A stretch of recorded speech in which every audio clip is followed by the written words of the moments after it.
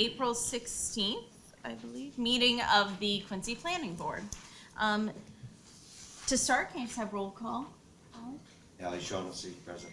John Kelly, present. Kimberly Beelen, present. Christopher Reeve, present. PJ Foley, present. Perfect. And the first item is vote on the minutes of the March 19th Planning Board meeting. So moved. Second. To approve, is that? Oh, yes. Okay. Yep. All those in favor? Aye. Aye. Okay, and I'll abstain because I wasn't here. So next is the public hearing, and at the request of Councilman Ash. We got a continuance. Oh, I apologize. So then, the first item then we will take is 90 School Street. That's a continued public hearing, Planning Board case number 2025-01. And I'll read correspondence into the record from Attorney Christopher Harrington. Dear Mr. Fatsis, on behalf of the applicant, I am respectfully requesting a continuance of the public hearing for this case.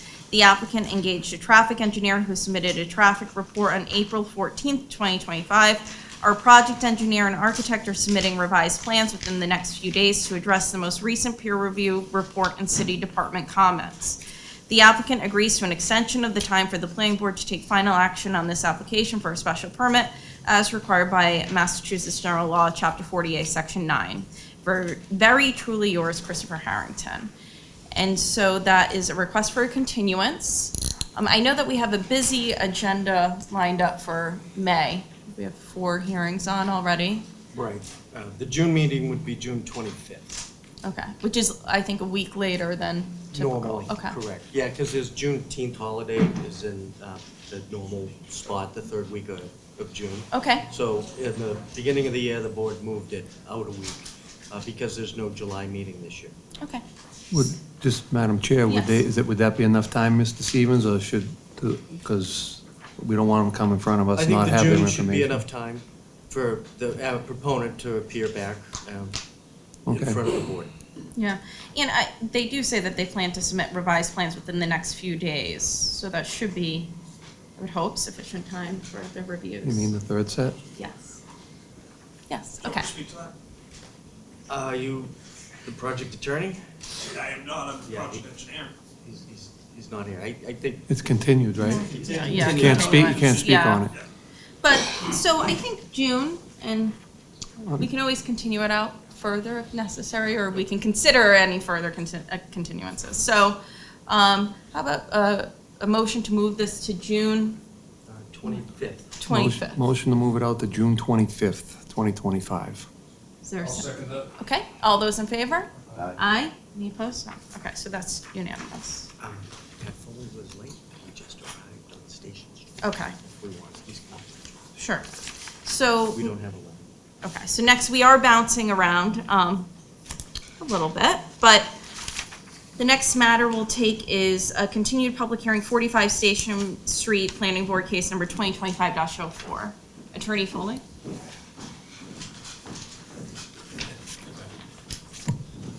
Good evening, Madam Chair, members of the board. Patrick Foley, business address 265 Willard Street. We're going to be withdrawing this project, and I just want to, preface this by saying we're doing a substantial redesign on it that, we just don't want to keep coming up here time after time and keep asking for continuances. We just want to do it once right, get it redesigned and refile and get back up here, so. Okay. Okay, so let me see. Is there a motion to allow withdrawal without prejudice? So be. Second. Okay, all those in favor? Aye. Aye, unanimous, okay. Mr. Thank Foley, you. thank you. That's for not wasting our time. All right, so now, okay, so Councilman Ash, I know has another engagement to go to tonight, so we're going to hear public hearing 506 South Street Planning Board case number 2025-08 first. This public hearing shall be conducted to review the application of South Street Assets LLC, 136 Gray Street, Westwood, Mass. 02090 for site plan review under Quincy zoning ordinance, Title 17, Section 9.5.1, site plan review, and 5.1.17 parking waiver. The applicant proposes the removal of the existing residential building and construction of a new 4-story, 21-unit residential building with structured and exterior parking for a total of 35 spaces. The proposal will also include professionally designed drainage controls and landscaping. The property contains 19,984 square feet of land and is located at 506 South Street. The subject property is located within a Business B zoning district and shown on Assessor's Map 2067B, Lot 47. Good evening. Good evening, Madam Chair, and members of the board. For the record, my name is Edward Fleming. I'm here on behalf of South Street Assets LLC and Mr. David Lee and Ms. Cindy Zhu, its managers. I'm also joined tonight by Chi Man of Hardy Man Design, who is the civil engineer on this matter and will share the civil plans in a moment. And Brian Donahue from Donahue Architects, obviously the architect on this project, who will share those architectural plans. As you indicated, Madam Chair, this is property owned, located at 506 South Street in Quincy Point. It is zoned Business B. David and Cindy, the applicants tonight, have been before this board a couple of times, actually. Recently, they were here before the board on a project on Albertina and Branch, where this board permitted 8 units, which are under construction at the present. They also appeared before the board on 2 Wollaston projects, one a 94-unit project and another 27-unit project right on Old Colony Avenue in Quincy. So they're very experienced in these types of proposals. And David, I know, is here tonight with us and joining us.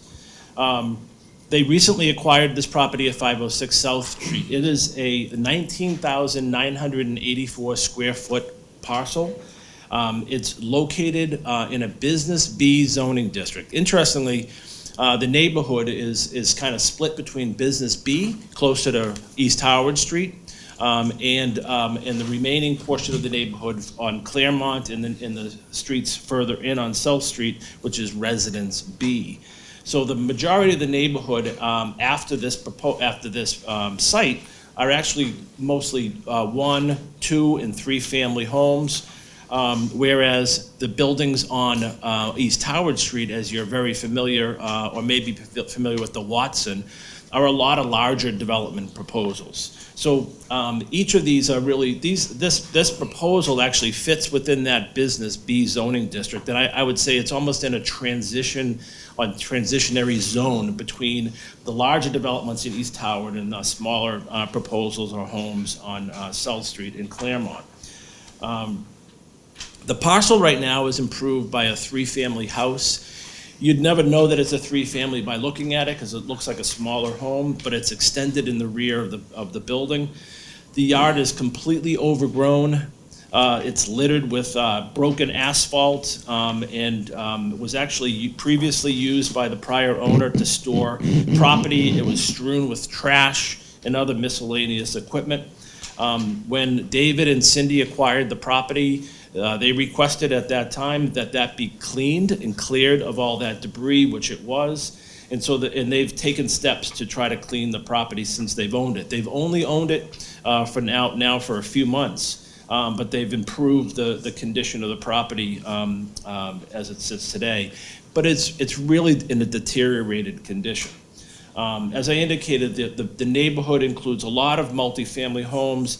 As I said, the Residence B is mostly 2- and 3-family homes, some single-family homes as well, while the East Howard Street is the larger developments.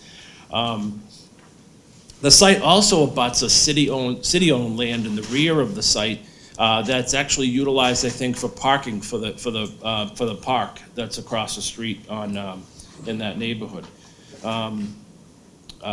I think this is a great reuse of the site. So David and Cindy tonight are proposing to remove the existing 3-family house and construct a new 21-unit multifamily residential building.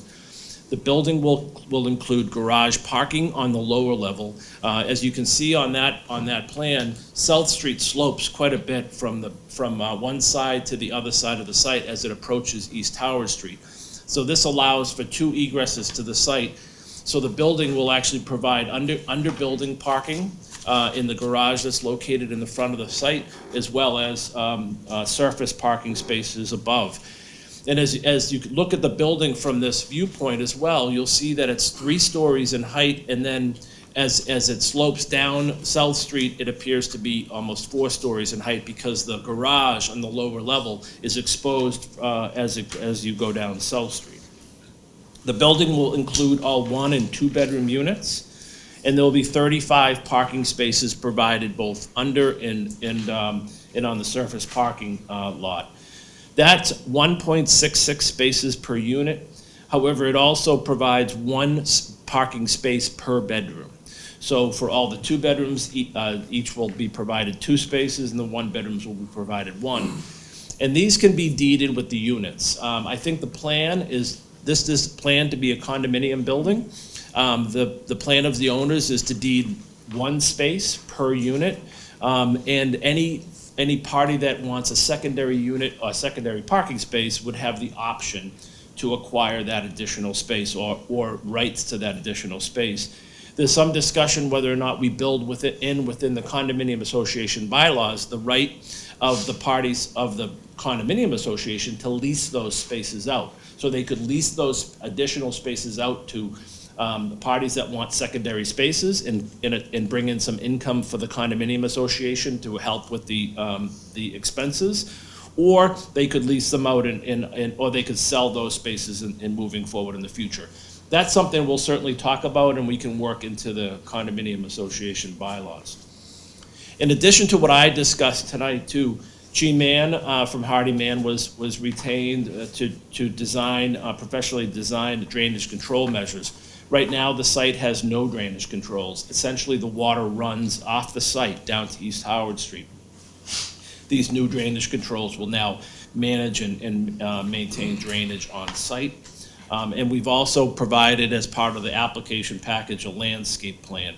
One of the things we talked about, if you look at the site right now on its aerial, you'll see that there's some mature growth in the back, some mature trees in the back of the site.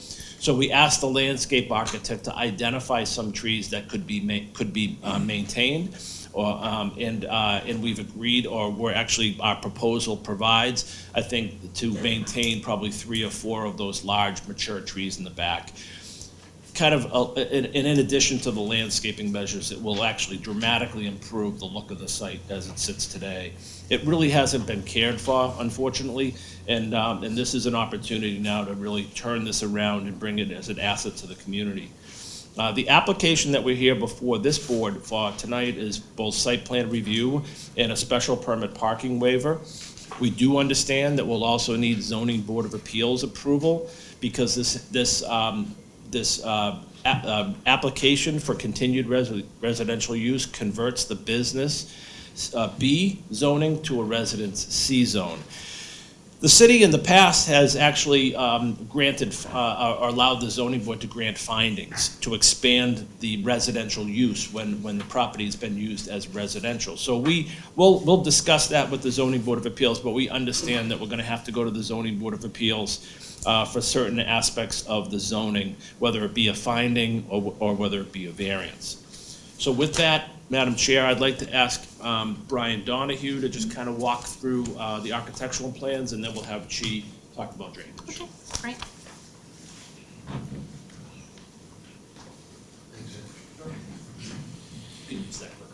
Yeah. This will forward. Okay. Madam Chair, members of the board, Brian Donahue, Donahue Architects, 21 McGrath Highway in Quincy. We were retained by David and Cindy to look at this site in the fall, and we noticed the site had some challenges to begin with, and I'm going to try and get a general description. So the site, in my mind at least, is a buffer between a residential zone and a very industrial zone. We all know the shipyard is diagonally across the street. So we've got a real transition here. So what we tried to do from a design and aesthetic standpoint is kind of find a happy medium and mix the two. These first slides show the existing property, the existing home. The lower right shows the site in context, and the shipyard being to the lower right. So we're really on that precipice of the industrial area. So what we tried to do was take advantage of the topography, although it is a difficult site because you have a drop in elevation from the north and south is basically up and down on this aerial. So from the top left to the bottom right, it drops about 10 feet. So we tried to take advantage of that in a way to position the building and provide under building parking with grade parking as well. More context photos, our site and the infamous shipyard. So these two site plans, because we do have a level of parking below, show the grade basically on the right shows the lower level where we have 21 parking spaces. So 21 units, 21 parking spaces that Ed mentioned. Each unit will be deeded one space. And then there are 14 spaces up on the upper level elevation. And as Ed mentioned, those will be either rented or someone can buy those or deed them. But they are basically for the remainder of the parking and guest parking. So this plan actually, we have gone through a portion of the peer review and made some revisions to it. We're not presenting those this evening, but we will in a formal resubmittal. We've modified the parking layout a little bit on the top based on peer review comments on clearances and so forth, but the numbers are not changing. There's still 35 parking spaces. So as you can see, as the topography changes on South Street, you enter the garage at the lowest level, and then at the upper level, we have the pedestrian entry into the building. The first level of units is at that level, and the on-grade parking. The floor plans are actually quite simple, and they work out with the parking grid below. So these plans actually show 14 two-bedrooms and 7 one-bedrooms for a total of 21. We've already made a revision to go to 12 twos and 9 ones. So that's essentially getting rid of 2 bedrooms. And that is taking place on these levels here. Sorry.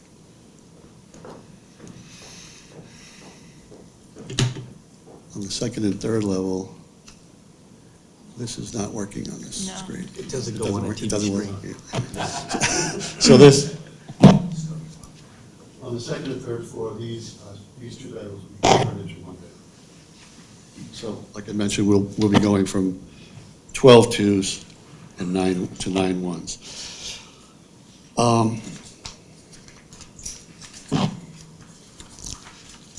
The area of the units, they're fairly generous. The 2 bedrooms are around 1,000 square feet, and the 1 bedrooms are around 650, 620 to 650. As I also mentioned, we have responded to the peer review. They requested that we designate the number of bikes in our bike storage area, which is at the end of the parking level. We've now shown 18 bike storage areas back there. They also made comments about roof equipment and roof screening. So we, in our next submission, we'll be showing that we are providing roof screening for any rooftop condensing units, ERVs, mechanical equipment that's up there.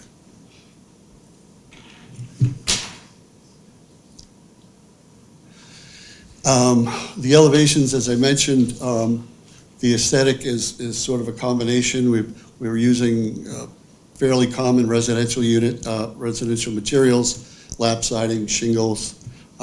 We are using some cementitious panel systems, and I like to go to the renderings. They always tell a better story. And then also on the front of the building, we are using some corrugated metal, sort of in deference to the industrial aesthetic that we're also going for. So the render views really tell what the building looks like. As Ed mentioned, it reads as 3 stories from the upper level with our resident entry at that level. And then as you can see, the site drops down. We also have, and Chi-Man will get into this a little bit, we have a transformer which is kind of located at the front of the building, and he will go through where that is and the screening that's taking place for that. The windows, the windows are really a major part of this design. We're trying to get, although the units are generous, we're trying to get as much light into them as possible. So we've got, in living room spaces, we've got floor-to-ceiling windows. In bedrooms, not so generous.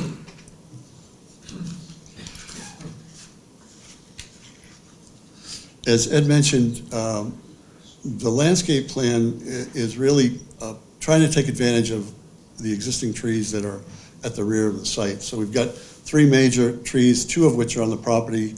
One is on the abutting property, the upper left. That would be a new tree. As you go down the sheet, there's another fairly good sized shade tree. And anything, as a key legend says, the proposed shade trees are located in the lighter green. So we're softening up the front of the building as well with some shade trees. In terms of exterior space, we're hugging the lot line on the east side, so the foundation is 10 feet off the property line. There'll be a fence there, and there is an existing retaining wall between the properties. So there's a little area there, and also in the northeast end for taking your dog out to do his business and so forth. So other than that, it's fairly light on the landscaping. But we think it's sufficient enough and softens the building up enough. So that's pretty much the architectural presentation. I guess we'll have Chi-Man go through the civil.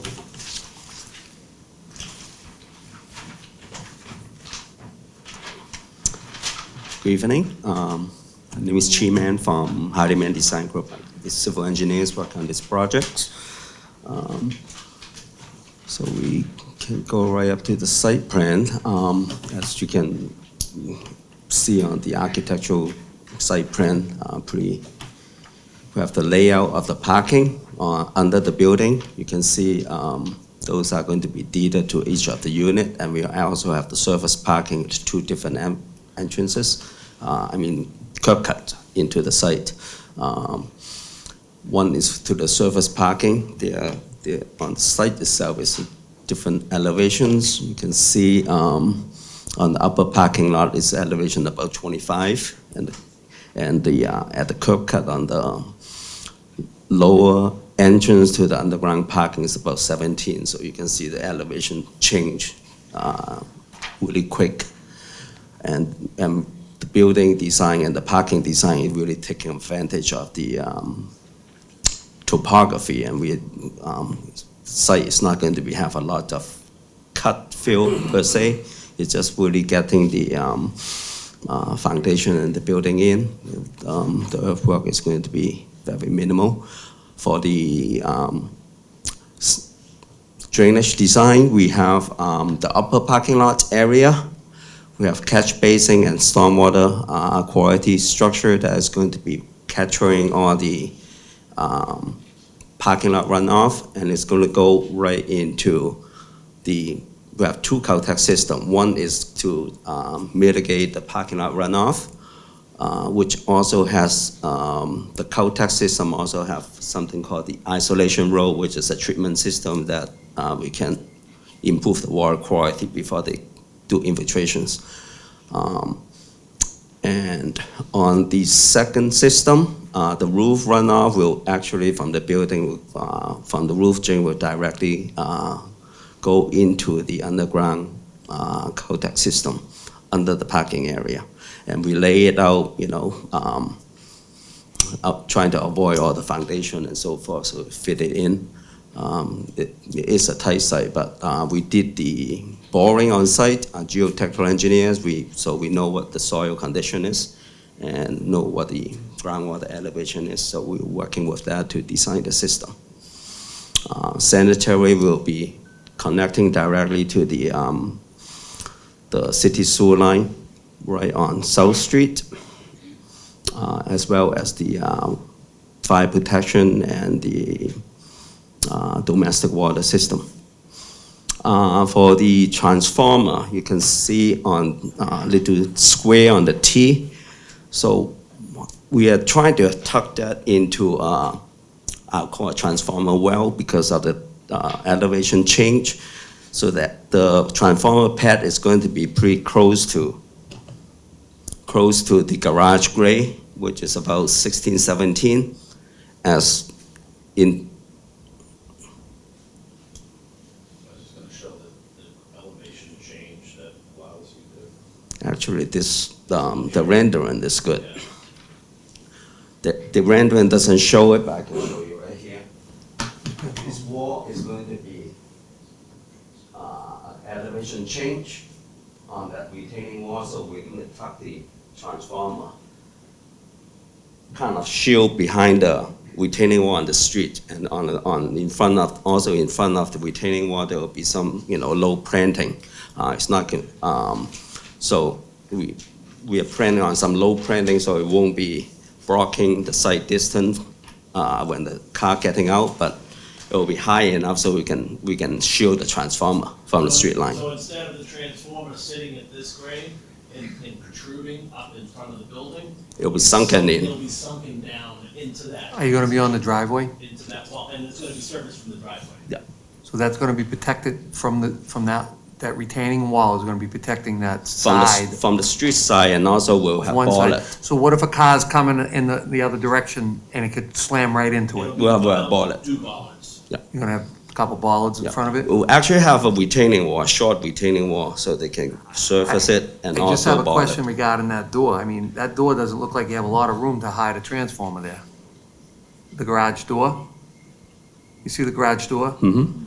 You don't look like you have 5 feet there between the retaining wall and that door. No, it will sit really within this area. Between the building and the So street. you're gonna be up top. No. No, it will sit, it will be. You're gonna down- suppress it'll- it? It'll be down, yeah, be suppressed down to this level, and it'll be serviced from this area. So therefore, it won't be sitting on the green and protruding above, it will be sunken down to this level, and you'll be able to see into the transformer here, but it will be protected by a retaining wall and bollards. There'll be surface on the driveway side, getting into the building. So if it's sunk down, how are you gonna have fall protection there, right? Right, I mean, it's gonna be below grade, right? It's below grade, so So you're gonna that have is. some type of fall protection there, or? Yes, Because you're gonna there's- have a sidewalk, I assume, along the front of it, right? The sidewalk, we are in discussion. We got some peer review comments as well on the, talk about making a public sidewalk, but I think we try to discuss with the city about the sidewalk, because the existing grade on the street does not allow us to put in an ADA compliant sidewalk. So it's a little, how Yeah, this. there isn't a sidewalk right now on this side. There is a sidewalk on the opposite side, so we're gonna work with the city traffic engineer just to allow that sidewalk. But I understand your comment, but we anticipate that these shrubs here, Mr. Shaughnessy, will be in front of the transformer, so you won't see the transformer, and there will be no access to it. But we can certainly put behind those shrubs, we can put some kind of a fail-safe protection, just in case somebody were to. So walk is in. there gonna be any curbing along that wall? So there's gonna be no sidewalk And then there's gonna be a wall. and a wall, so Right. no curbing, no sidewalk, a wall. So the cars are driving up the street, there's nothing, No, there'll be, I don't know if we're talking about a decorative wall in that location, or if it's just gonna be, cement. But it will- Well, at this point, it's just a cement wall, but it's. so I'm a little confused. So if you're walking down the street, down South Street, and you come across, what's the street that's on the corner there, the next one? You cross that Fairmont, street, so do you then have to walk across South Street to get to a sidewalk? You do now. Yeah, You do now. Yes. yeah, there's no sidewalk. on in that front side of the at all. site. And you don't have the depth to push it back some, so you can put a sidewalk there, right? Well, It's part of the public way. We're Yes. not intruding into the public way. Okay. But that public way really doesn't have a sidewalk. And as she was saying, because of the slope, it's impossible to do a handicap accessible sidewalk. So which is easier to do on the opposite side. That's why the city put the sidewalk on the opposite side. And you're gonna have clearance to work on that transformer in there? yes. Yeah. We'll work with National Grid on that. And actually, It looks that, awful tight to me, that's all I can say. that is the location that the Right, but they power didn't say you were company gonna take tell it us. down in a wall and put walls around it and cover it and block it. Did they know that? Well, certainly, they have sidewalk vault that they can Okay. get down. Good luck. So, We understand, but that's where we intend to do it at present. I'm actually working on a project in Brookline, they don't allow transformer in the front, they have to have a vault underground. Well, it's very So, dangerous. I mean, Well, a they car make come you do a around that vault, turn yeah. and hit it. 14 by 8 Kaboom. vault underground. I know, I asked for a vault on the other project we were talking about a month ago. You said you can't have a vault because they won't give you one. Yeah. They won't allow it. But in Brookline, they make you have it. There's a- Boston, they make you have it. Yeah. But here in Quincy, they tell us you can't have a vault. That's the utility telling us that. Yeah. I That's a think, little you know, the city grant, I think city council grant, the use of easement or something, for the utility. Chair, I think, So- Kelly, it's on, we're National Grid, they have their set of rules, Eversource, we don't communities. I prefer that we were following Eversource's guidelines, but we're not. So that's the proposed utility, the electrical connections at this point. And that is actually the location that the power company tell us where they want the transformer. So the drainage system itself is very self-contained. We don't have a drain line on the street or abutting properties that we have an overflow system that can tie into. So basically, you know, we're taking all the roof runoff and the parking lot runoff and infiltrate everything on site. So it's going to be a huge reduction of runoff that going off into out to the South Street or East Harwood or the abutting properties. If there's any questions. Sure, let's, I just Member was just Tom. gonna ask a question. Yeah. Is these gonna be electric or gas? What are you doing for the power here? I believe it's For heat. electric. Electric? Madam Chair, just- Yes. yeah, I just a couple things. I mean, Mr. Donahue, you mentioned yourself that it's lacking green space. I'm looking at the prints, it's not 10 feet over, it's 8'7". That's with the bump outs. That's Okay. the site plan. that's But what it they're- just doesn't, to me, I mean, it's a nice looking building, but man, you got no green space whatsoever, nothing. And I know you're in an industrial area and there's all brick around there. But I can say too, Mr. Kelly, that there's no green space on the site now. Right now, we're putting the driveway and the parking area, this entire area is presently paved for the for the three-family. Right, now you want to put This- 30 units, 21 units in This there. entire area here is all hard packed gravel surface, and it's not, there's no green I'm very space. familiar with the lot, right? What I'm I'm just saying- saying, Right. I don't think there's a lot of green space. Now you I put understand. 21 units in there, you only got 3 units in there. That's my opinion, Right. okay? I get you're in an industrial area, I get it. But my opinion, I don't think it's enough green space. Okay. That's all my opinion. What's going on with the lighting? You got park lighting outside? We've got a photometric plan in the works. We haven't, it hasn't been completed. We haven't seen it But yet. it's not gonna be any pole lighting. It's all gonna be wall packs and bollards. No significant bulk. And then you also mentioned that the units were gonna be up on the roof, you're gonna have a perimeter barrier around it so you don't see all the units up there? So you won't see them, yes. Okay, that's all I have. Madam Okay. Chair. Any questions here? No? Okay. I do have just a couple questions. So, any designation, I mean, you talked about selling basically all of the spaces on site for guest parking? So there's, I think there's 35 spaces, 33 for one per bedroom, so there will be a couple of additional spaces. The intention actually is to sell one per unit. Yeah.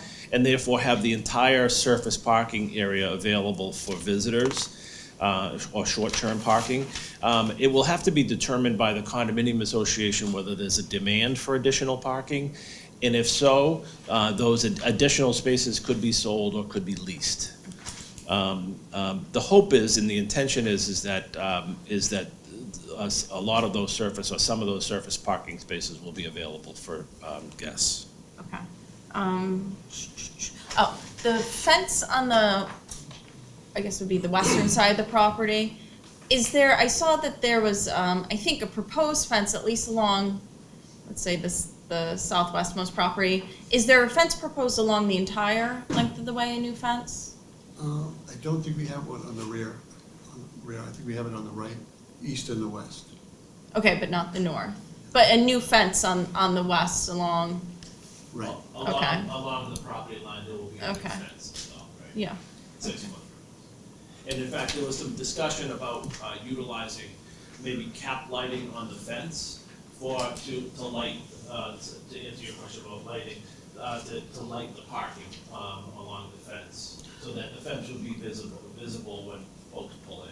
So would that cap lighting be visible from the other properties too? Is it on top or is it? It sits, yeah, I mean, the cap lighting that's intended was to sit, I think, on the pillars of the fence. Yeah. Although we could certainly utilize different type of lighting which actually sits only on this side of the fence. 'Cause that'll show, That would be my preference, to avoid light spill. We'll do a photometric to make sure that it doesn't spill. Okay. Trash. Could you just highlight what the plan is with that? Looks like it's to the right of the driveway entrance there. The trash room is on the lower level and the garage floor for the walkway out. Yeah. So the bins when you pull that apart.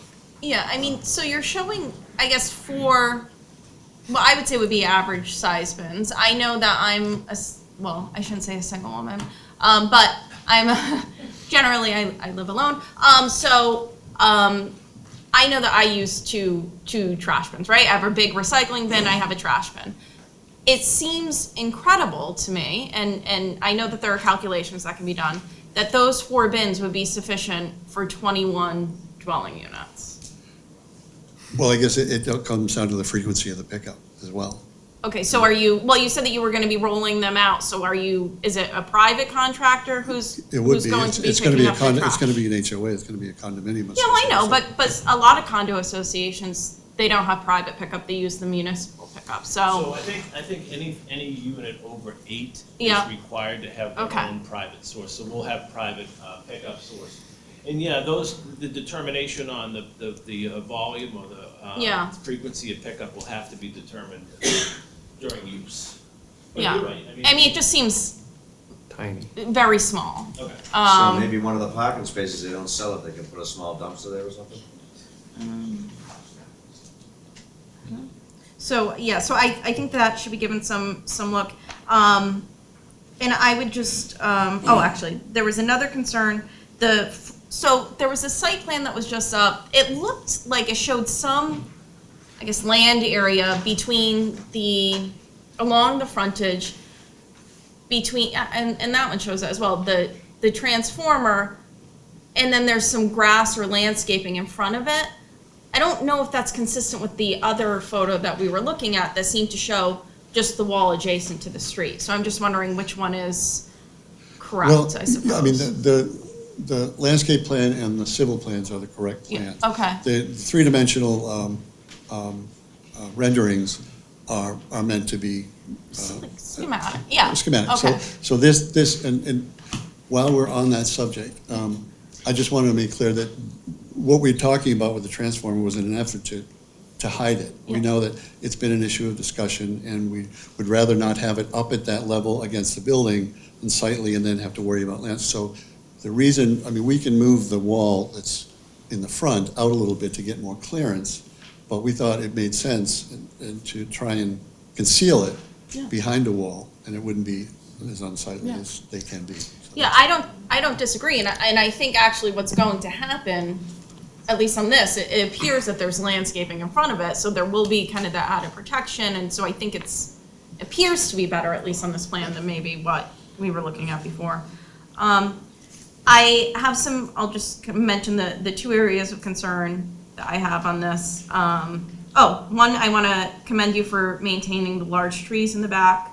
I do have a concern about the parking spaces being right up against the western property boundary. I know that there's going to be a fence there, but it's right up against there. That's a lot of cars kind of right up against these properties on the other side. And so obviously noise, lighting, and there's really no buffer on that side. There's no I know that there's a fence, but there's no landscape buffer, there's no distance, they're not set back at all, so I would say that's a concern. And I share Member Kelly's concern about the lack of on-site green space. And it's, I get it, you're trying to fit a building that houses 21 units with the parking on the site, and I think you said, it's a tight site. Well, it's a tight site if you're putting 21 units in. So, some landscaping or some additional green area, I think makes sense. I don't see if the primary entrance is right adjacent to the street, somebody with the dog is going to come out that primary entrance and then walk all the way to the back of the building to let their dog out. So some additional green area, I think, would be beneficial as well. See, are there any other questions? Or? Yes. I had one that came up, a couple of the issues that came up. Brian, I noticed in one of the views, you've got like a pedestrian or working person access to the roof, like a doghouse on the, what am I looking at here? The rear the view, yeah. Had you considered using any roof space, common area, rooftop deck? Believe it or not, as we all know, you can see you overlooking the train tracks, and some people actually find that kind of interesting, but you also got a bird's eye view of that ball field, and that field is loaded with kids on the weekends playing. It just, to address the lack of space, it's just a thought. I think that's a very good point, and we can certainly take a look at that. We haven't discussed that with the client as much, but No, thank you, just thought I'd mention it. that Thank you, Madam Chair. that could supplement some of the green space, for sure. Very good point. All right. Counselor Ash, would you like to come speak on? Okay, yeah. I'm sorry. We'll just open the public hearing. Yeah, well, big meeting. Yeah. Oh, sorry, I apologize. Yeah. Anybody else? Okay. So this is a public hearing, so people are welcome to come and make comment. You can also sign in on the side and say whether you're for or against the project, but if anybody's here to speak on this project? Yeah. Oh, sir, yeah. Sorry about that. Usually they wait till, because I didn't know, because I didn't try to get out. Good evening. My name is Jack Mayo. I live at 16 Claremont Avenue. Madam Chairman, members of the board, excuse me if I don't look right at you a lot. At my age, I have to have things written down to read. So I'd like to commend the architect on this beautiful rendition of this building. Be nice if it was a nice big open space to put it in, is the problem I have. Because reality is, it isn't. It's like a classic example of trying to put 10 pounds of sugar in a 5-pound bag. It doesn't work. This house, or this building, is right up against the homes that are on Claremont Avenue now. And it's a series of single and two-family homes with one 3-story home on the corner. It just blows my mind to think that they even wanted to consider something like this. At one point, I know, about a year ago here, I think we were talking about storing 28 boats back there or something, and they withdrew that proposal. But I'd like to address it from a different perspective. I'm going to say I have two different things that I'd like to express. One is quantity, and the other one is quality. And again, excuse me for having to look down. But presently, single and two-family homes along the street with this new 4-story building in their backyards, which is what it is. This proposal indicates there would be parking spaces. I see it more likely needing, they talked about having 35 parking spaces. Conservatively, I would say they're probably going to need 40 to 45. You're talking 35 parking spaces. That's if all the people live in there. No one has any friends. No one comes over the house. They don't do that. Just blows my mind to think that they can think along those lines. And it's in an now overly congested area, to put it mildly. We have the mosque down at the end of the street, which has numerous occasions where they will easily draw 100 cars parking all over the place. We've got residential building across from the shipyard, the Watson, which built brand new, beautiful looking building, and everything else. Park, all kinds of parking spaces underneath. Go by there sometime and see all the cars parked out on the street. Because people want to come out their door and get in the car and go. They don't want to deal with a garage. That's just the realities of life. As I indicated here, let's tell it like it really would be. Dozens more cars all over the area. And I've lived in my home now on Claremont Avenue, my wife and I, for 60 years we've been there now. And of course, time goes on. We're not, as I was probably not too far removed from the horse and buggy, but we had cars still, although they were minimal. And now you can hardly get out of your house. There's cars everywhere. And now we're talking putting 40 or 50 more cars down there. It just, to me, just makes no sense at all. Assurances about controlled parking doesn't cut it. Parking on the property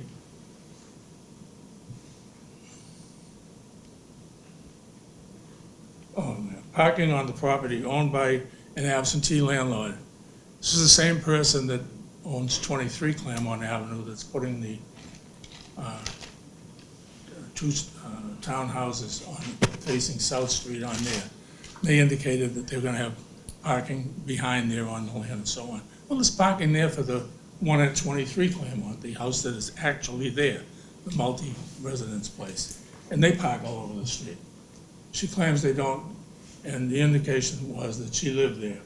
I asked if she lived in the house. She said, "Oh, no, I live in Quincy." I said, "Well, then you are an absentee landlord." Facts.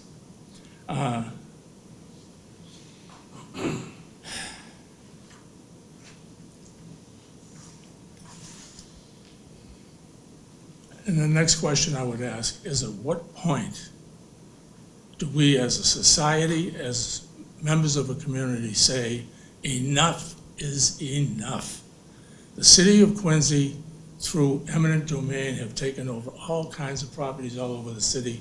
Recently, want to take down the Acapulco restaurant, I think it is, down in Quincy Center, and they're going to put a small park in there with a statue of some sort in there. Well, these kinds of things are wonderful. Why not a small park down where this property is and put in there and put some benches and some lighting maybe, where the local residents would have some place to go outside and sit with their children and so forth. But no, if you stand on Claremont Avenue now and on where I live on Claremont Avenue, you look down towards the end of the street where it turns there, and you're looking at these residential homes. Now you're gonna look at them and seeing 4-story building up behind it. Doesn't fit in my mind. The city has acquired numerous parcels of land throughout the city to enhance the beauty of the surrounding areas. This seems like a perfect spot to do such a thing for the residents of Quincy Point as well. Thank you for your attention. Thank you. Thank you. Anyone else from the public wishing to speak?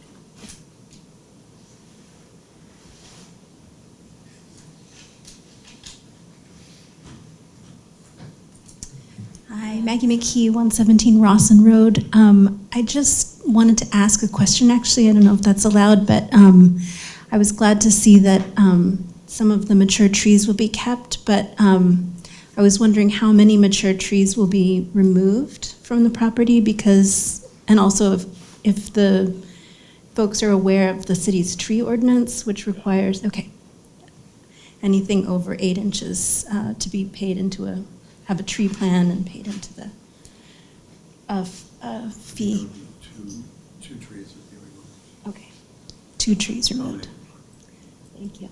And I guess counterpoint about the parking, I actually think it's better to have fewer required parking spaces and just boost public transportation. But I know that's outside of the purview of this, but thank you. Thank you. Anyone else wishing to speak on this application? Councilman Ash. Good evening, Madam Chair, members of the board. Richard Ash, Ward 2 Councilor, 7 Silver Street. I hosted a community meeting on this last fall, I believe. I'm sorry, the initial proposal for the boat storage was last fall.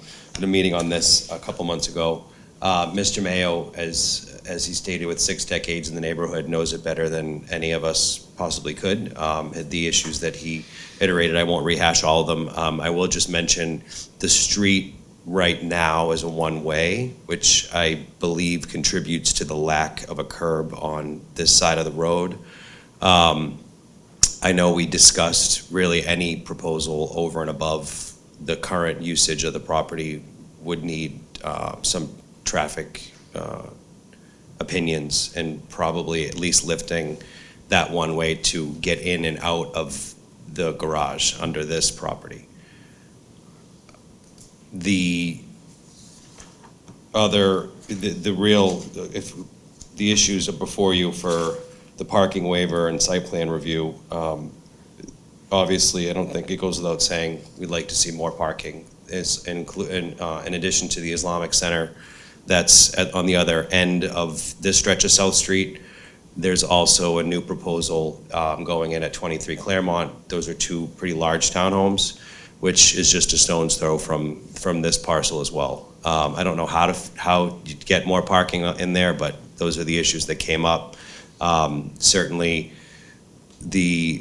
with respect to the buildings like the Watson, it's correct, and I don't think that'd be a surprise to anybody that these residents and tenants, whether they're owners or apartments, they do want to park outside, get in their car. I'd be a little wary to put all of the parking spaces out up for sale or for rent. I think some of them need to stay as guest parking. So all in all, of course, again, the building looks nice. I think the design, the residents appreciated the design. Of course, it should come as no surprise. They want to follow a smaller footprint and some more parking if there's any way possible. Thank you. Thank you. Oh, you know what? I did have a question for Attorney Fleming. What variances are going to be needed, or is it just because of the zoning change? Yeah. Yeah. Thank you. Would you like me to address Oh, that? sure, yes, yeah. As I indicated, Counselor, the city has granted findings in cases where a residential has been utilized on a business B site and is being, and the request is to expand that residential use. However, if the zoning board has differences of opinion on that, then the relief that we'll be seeking will be lot size per unit. We have setback relief because of the setbacks on the building, because of the unusual shape and the topography of the building, and the green space that's been raised by Member Kelly and Beeline. Those are the 3 issues of relief. The parking relief that we're seeking is being requested by a special permit here. Okay, thank you. Sure. Thank you. Okay, would anybody else like to speak on this? Okay. Attorney Fleming, do you have anything else that you want to add, or are you good? I think we're looking at a continuance of this. Yeah, no, nothing further, and we as Mr. Donahue indicated, we have amendments that we'll present at the desk. Okay. Thank you. So we are looking at June 25th for this continuance because we do have a full May 21st schedule. So is there a motion to continue to that date? Motion to move it to June 25th. Okay. Is there a second? Second. Okay. All those in favor? Aye. Aye. Any opposed? None. Thank you. Thank you. Okay. So we'll return to kind of regular scheduled programming from here on out. And so the first item on the agenda is a continued public hearing, 552 Hancock Street and 8 Ellington Road, Planning Board case number 2025-02.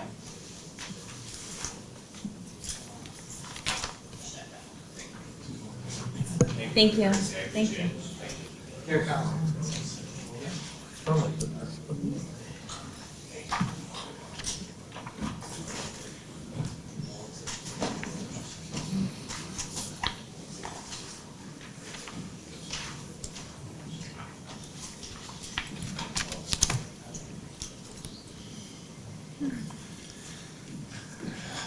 Let me apologize early on because I'm going to be up here all night now. So again, for the record, Edward Fleming, here on behalf of the Wollaston Lutheran Church.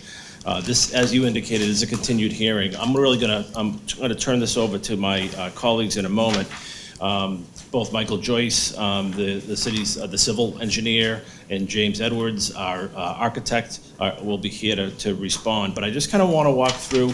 The last time we were here, we actually made a presentation of the revised plans, and as you may remember, there was a significant change in the size of the proposal that was provided, where there was the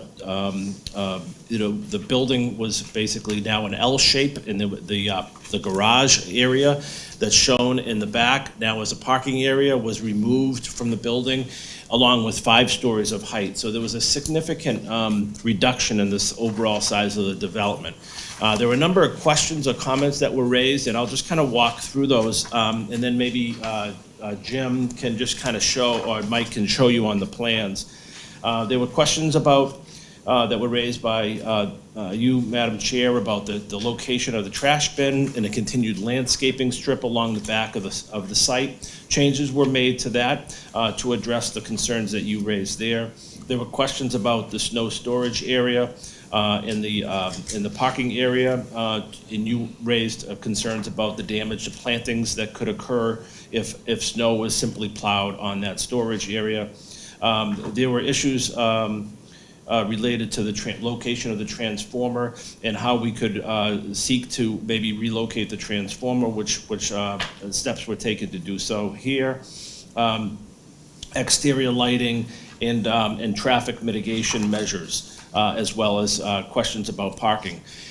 We tried and worked with peer review. As you may remember, the peer review had not been fully completed at that time, and we continue to work with peer review. Michael Joyce did a great job in working with peer review, along with Jim Edwards, to address all of those comments and concerns. So, Michael or Jim, do you want to just kind of walk through these changes, Mike?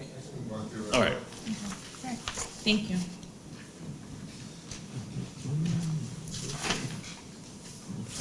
Hello, Michael Joyce with Joyce Consulting Group, civil engineers for the project, 439 Washington Street in Braintree. So I'll just kind of give you a bird's eye view of what we've changed. I don't know how much we got into drainage the first time around because I wasn't here for the initial hearing, but it's just a 25-unit Caltech system below the parking area, which contains up to the 25-year storm and then overflows, but with reduced rates in the 100-year storm. So one of the main changes we made was originally the transformer was in front of the Fennel House to the left of the building. It was in this area here. It's being relocated to the green space here. There'll also be a proposed tree for screening in the front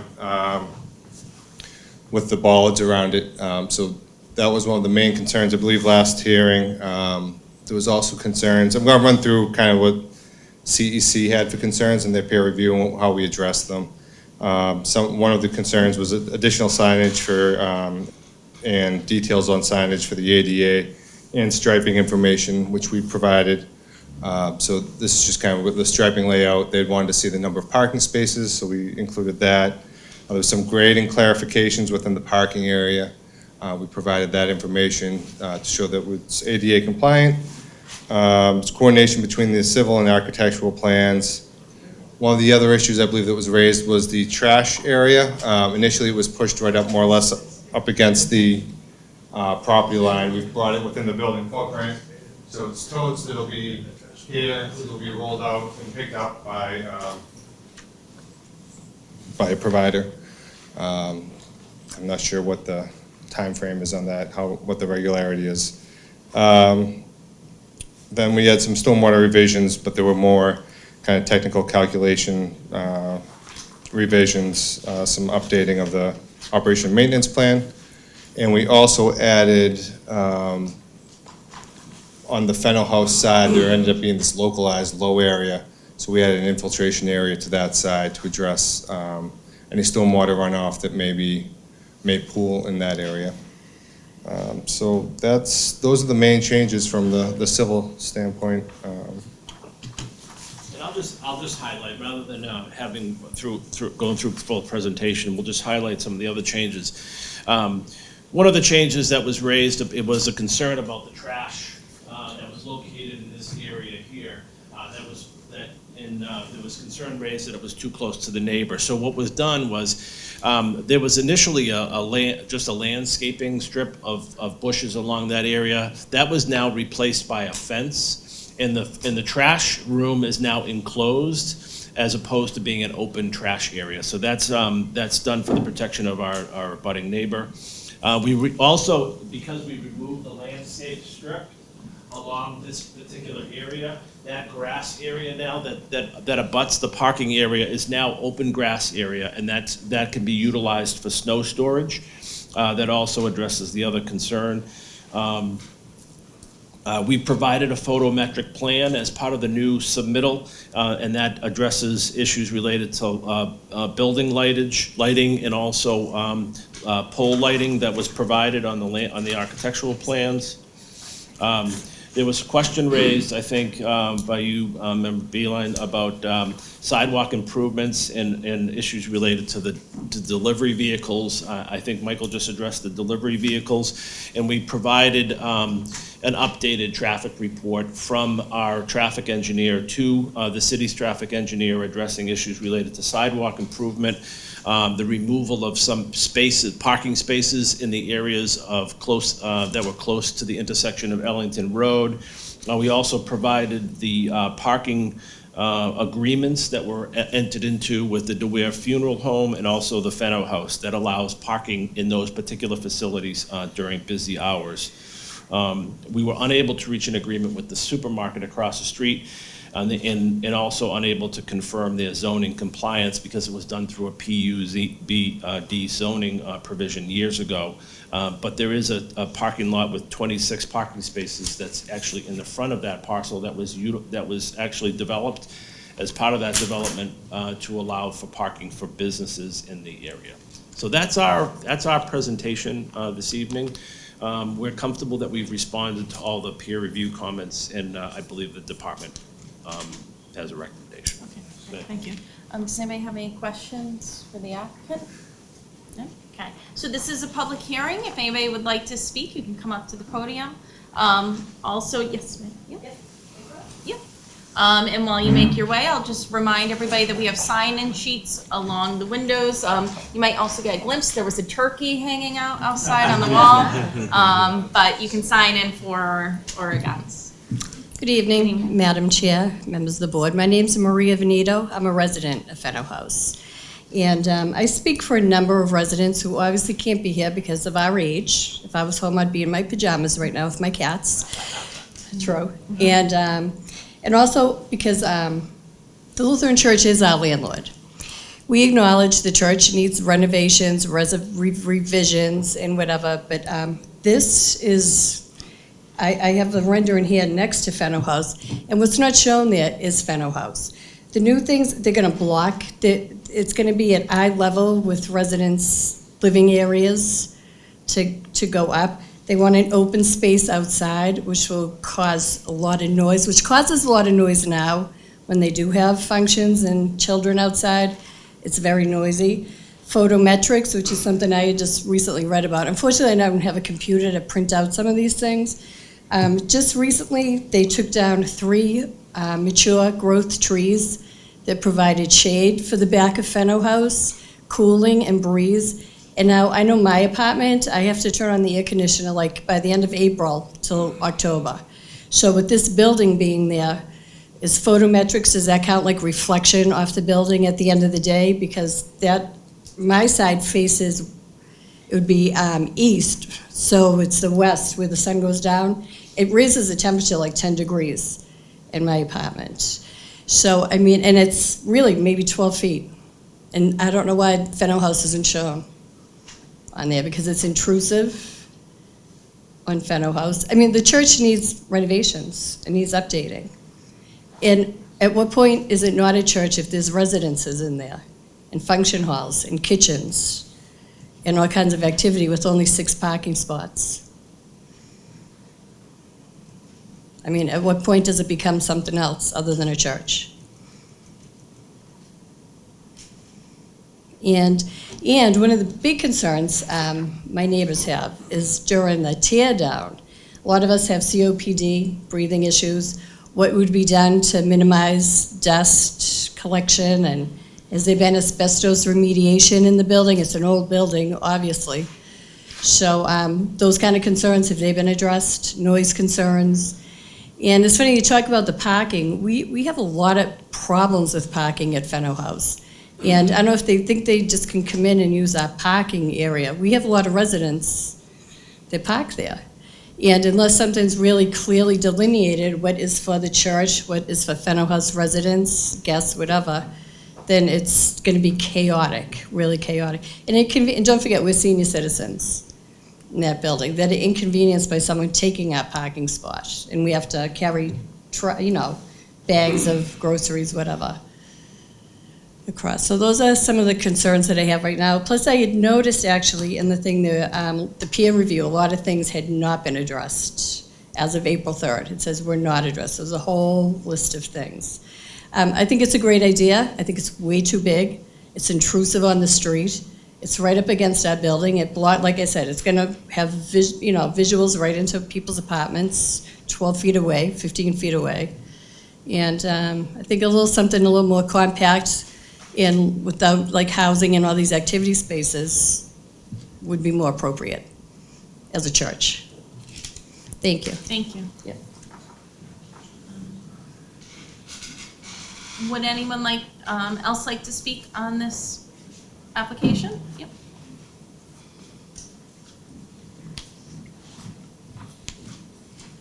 Good evening, Madam Chair and Board. I'm Valerie Rubino. I live on Ellington Road.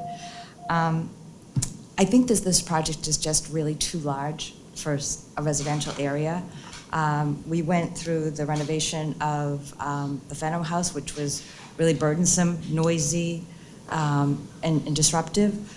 This seems much more significant, and especially where the building is placed so close to Hancock Street, which is now, almost like the Southeast Expressway, constant traffic. I reviewed the plans that were online for the deliveries and so forth, and it appears that all of deliveries will be down through Ellington Road. With DeWare Funeral Home right across the street, they've rejiggered their parking lot, but any day that they have a funeral or a wake, our road is lined with cars participating with the services. We have many residents on our street that have multiple cars, so our street becomes more narrow all the time. We have often had instances where emergency vehicles, particularly fire trucks, sit at the top of the street and just lay on the horn because they cannot get down Ellington Road. Time is of the essence in such a circumstance, and my concern is, I don't even know, unless you're going to tell us that we can't park halfway down Ellington Road during construction, how are these 16-wheeler trucks or whatever, demolition machinery, where are they going to be positioned to do all of this destruction, to remove the existing buildings, materials being delivered? What is being accounted for the storage of materials, machinery? And I know I had asked when this was first raised a couple of years ago, I think, about a traffic study. The traffic on Hancock Street has significantly changed. So what do we anticipate is going to happen, especially with the new Asian markets, the multiple traffic lights? It's pretty much, and the gas station that's diagonally across the street, that creates chaos many days with people trying to go different ways into the parking lot and across Hancock Street. I just don't think that, I'm really concerned, and the snow. If we have a bad winter, how is Hancock Street going to be able to do sufficient snow removal to accommodate the cars that we have as residents, as well as all this extra materials and so forth? I think at a previous meeting, someone had said that, DeWare had offered an ability to put dumpsters and store some materials there, but they're so busy, and you certainly can't store it at the Fenno House. I wonder what the expectations are around for all of the materials and so forth that supports this. I just think all of our neighbors, and unfortunately, we were not invited to the last meeting, so I'm not sure all of our neighbors on the street are aware of all of the expectations going forward. Thank you. Thank you.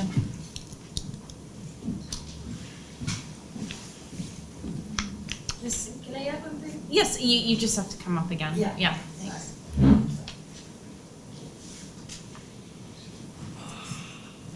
I just want to add one thing, going back to what the previous speaker said about the construction and renovation at Fenno House. And it was a big project, and the residents went through it, and it was a lot of disruption in their daily lives.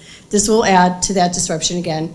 But plus, in retrospect, as we look at it, there's still a lot of remediation going on to the renovations that they did for poor construction things. We have leaks in windows, leaks in decking that's out there that overflows into the building.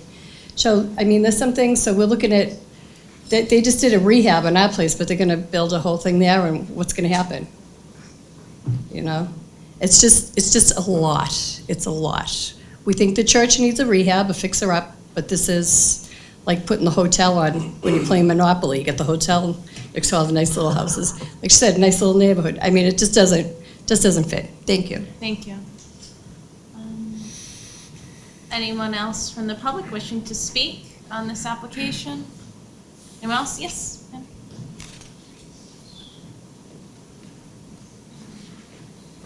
Hi. Kathy Daly, hi. I had a couple. Could you just provide your address as well? 10 Dunbarton Road. Thank you. I had a couple questions. How many crosses are going to go up on this, one or two?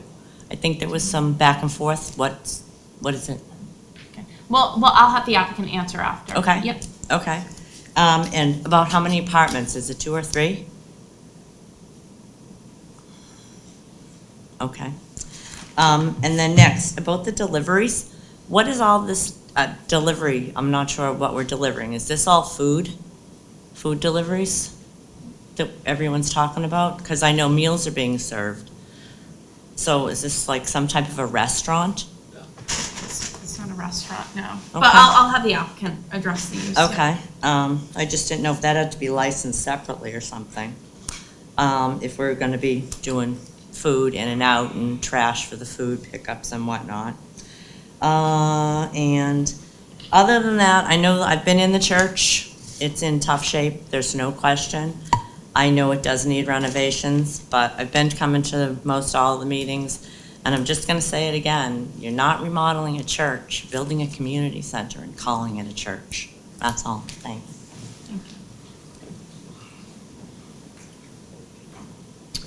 Okay. Anybody else from the public wishing to speak? Yes, sir.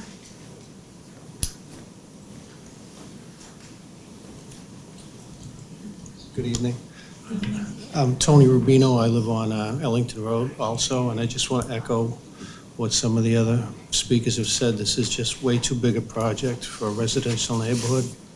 There's going to be too much noise, especially if they're starting at 7 in the morning. And the deconstruction of the existing church is going to be a nightmare for the residents, as well as the building of the new building. It's not a commercial area. It's a commercial property that's going in there. It's just too big an undertaking for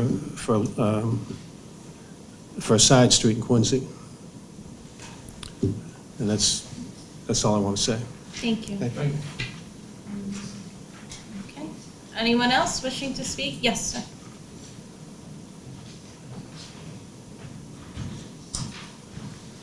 Hello, good evening. I live at 5 Ellington Road, which is directly across the street from this project. I don't really have much in the way to add. Excuse me, sir. Could you just provide your name for the record? as well? Max Rousseau. Thank you. Yes, yeah. So I'm a homeowner there and don't really have much in terms of new points to add to what everybody else has said, but I just want to go on record that I am concerned about the size of this project for pretty much all the same reasons that were mentioned before me, you know, I do agree that, it's an old church, should be renovated, but, adding apartments, adding all these other, attachments to this seems like a major project for a residential area.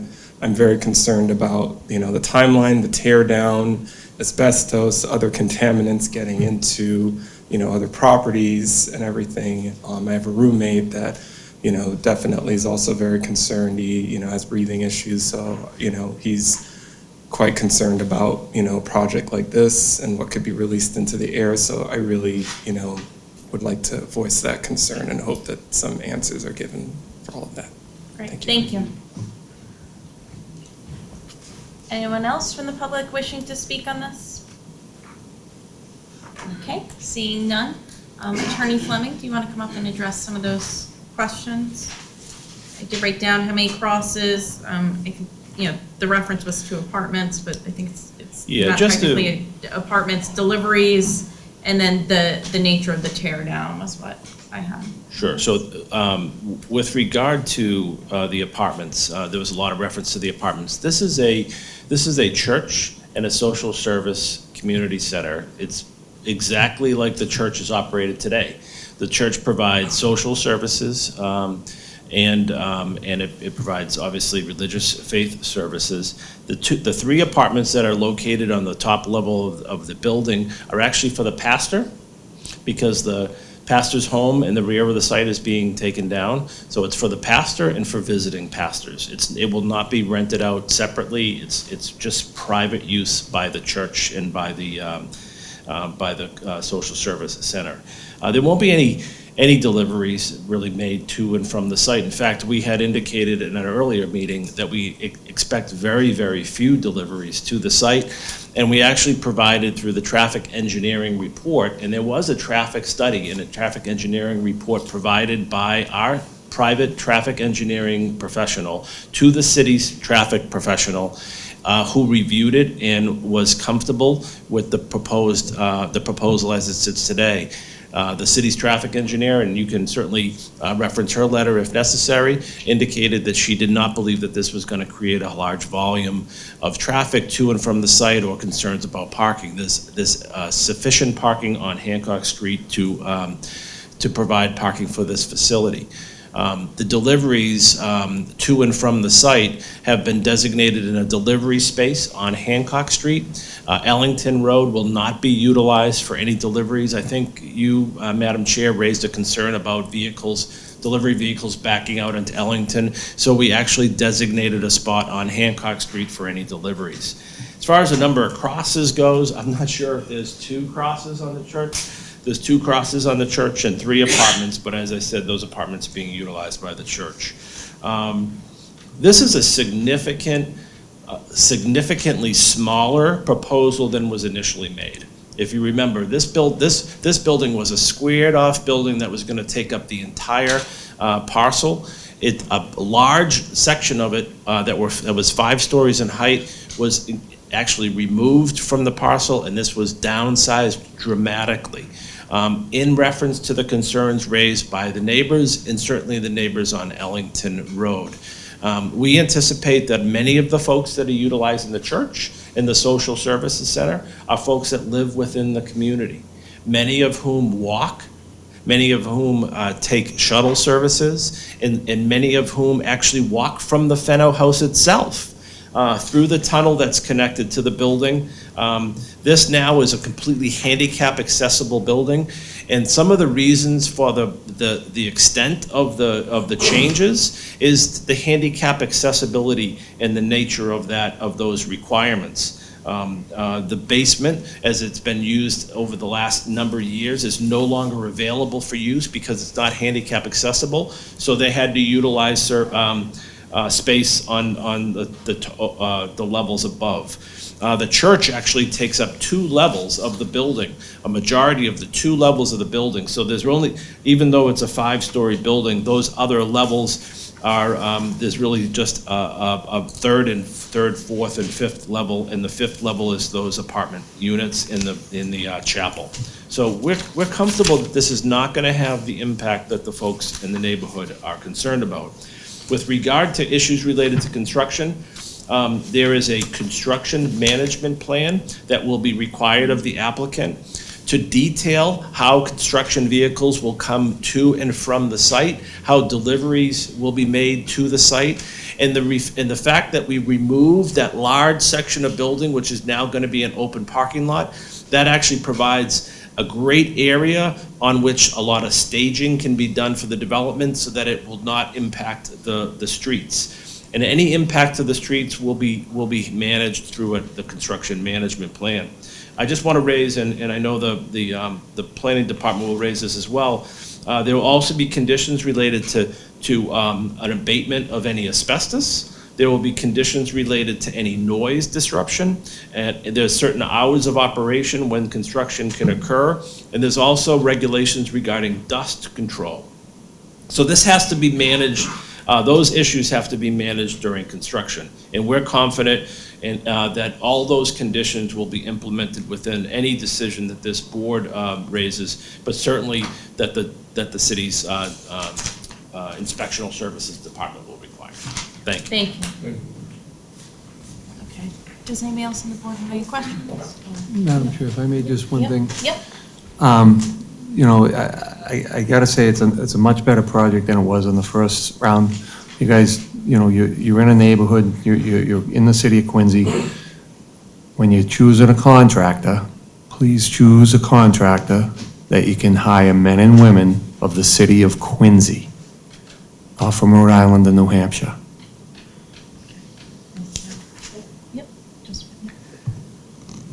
Okay, so I would agree with what you're saying, how it's much smaller than the original proposal. I guess one of my questions I would have for you, Council, with all due respect, so is this a community center, or is this a social service center? Or you tell me what the difference is between a community center and a social service center? Tim, do you want to address that?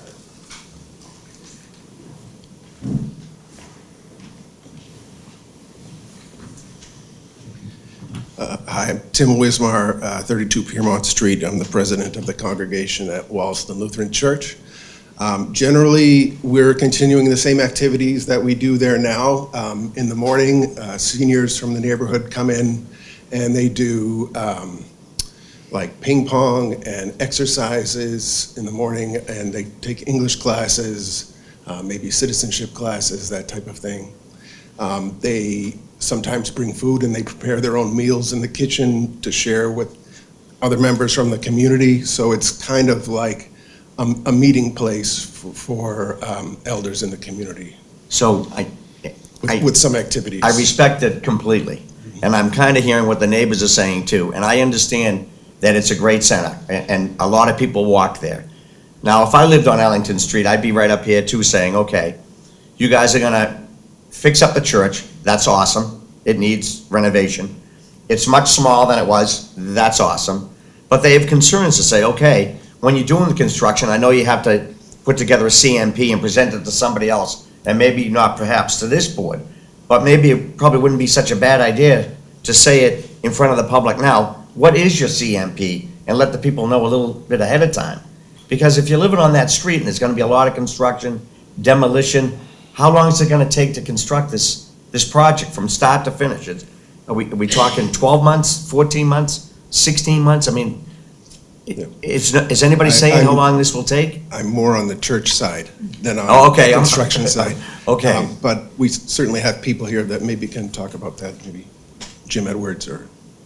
So I don't want you to misunderstand me. I'm not against what you're trying to do here. But I think as a concerned person that lives in the area, they have great concerns here to say, well, hold on a little bit here. We need some more information. Because it sounds like they want the church to be renovated. But who wouldn't want a church to be renovated, right? And besides, there's not much you can do about a church when it wants to renovate because it's a church. It's like, how do you stop a church from renovating? It's like, they should do that. But maybe we just should inform the people a little bit more as to duration. How often do you have trucks delivering, and what are you delivering? Do you have an actual kitchen that works? We don't have every day? any really deliveries. What happens is people bring in food from restaurants sometimes, and we have little activities, I get 20, it. 30 people. It's not. So it's not a set schedule like every other day, we're gonna have breakfast for for the members of the community. We're gonna have lunch 3 times a week for the What? community, so that people can understand that there may be like a scheduled lunch 3 times a week there. Okay. Why don't we bring up Joyce Guan, the director of our programming Sure. for the seniors, and maybe she can talk a little bit about that, if that's okay.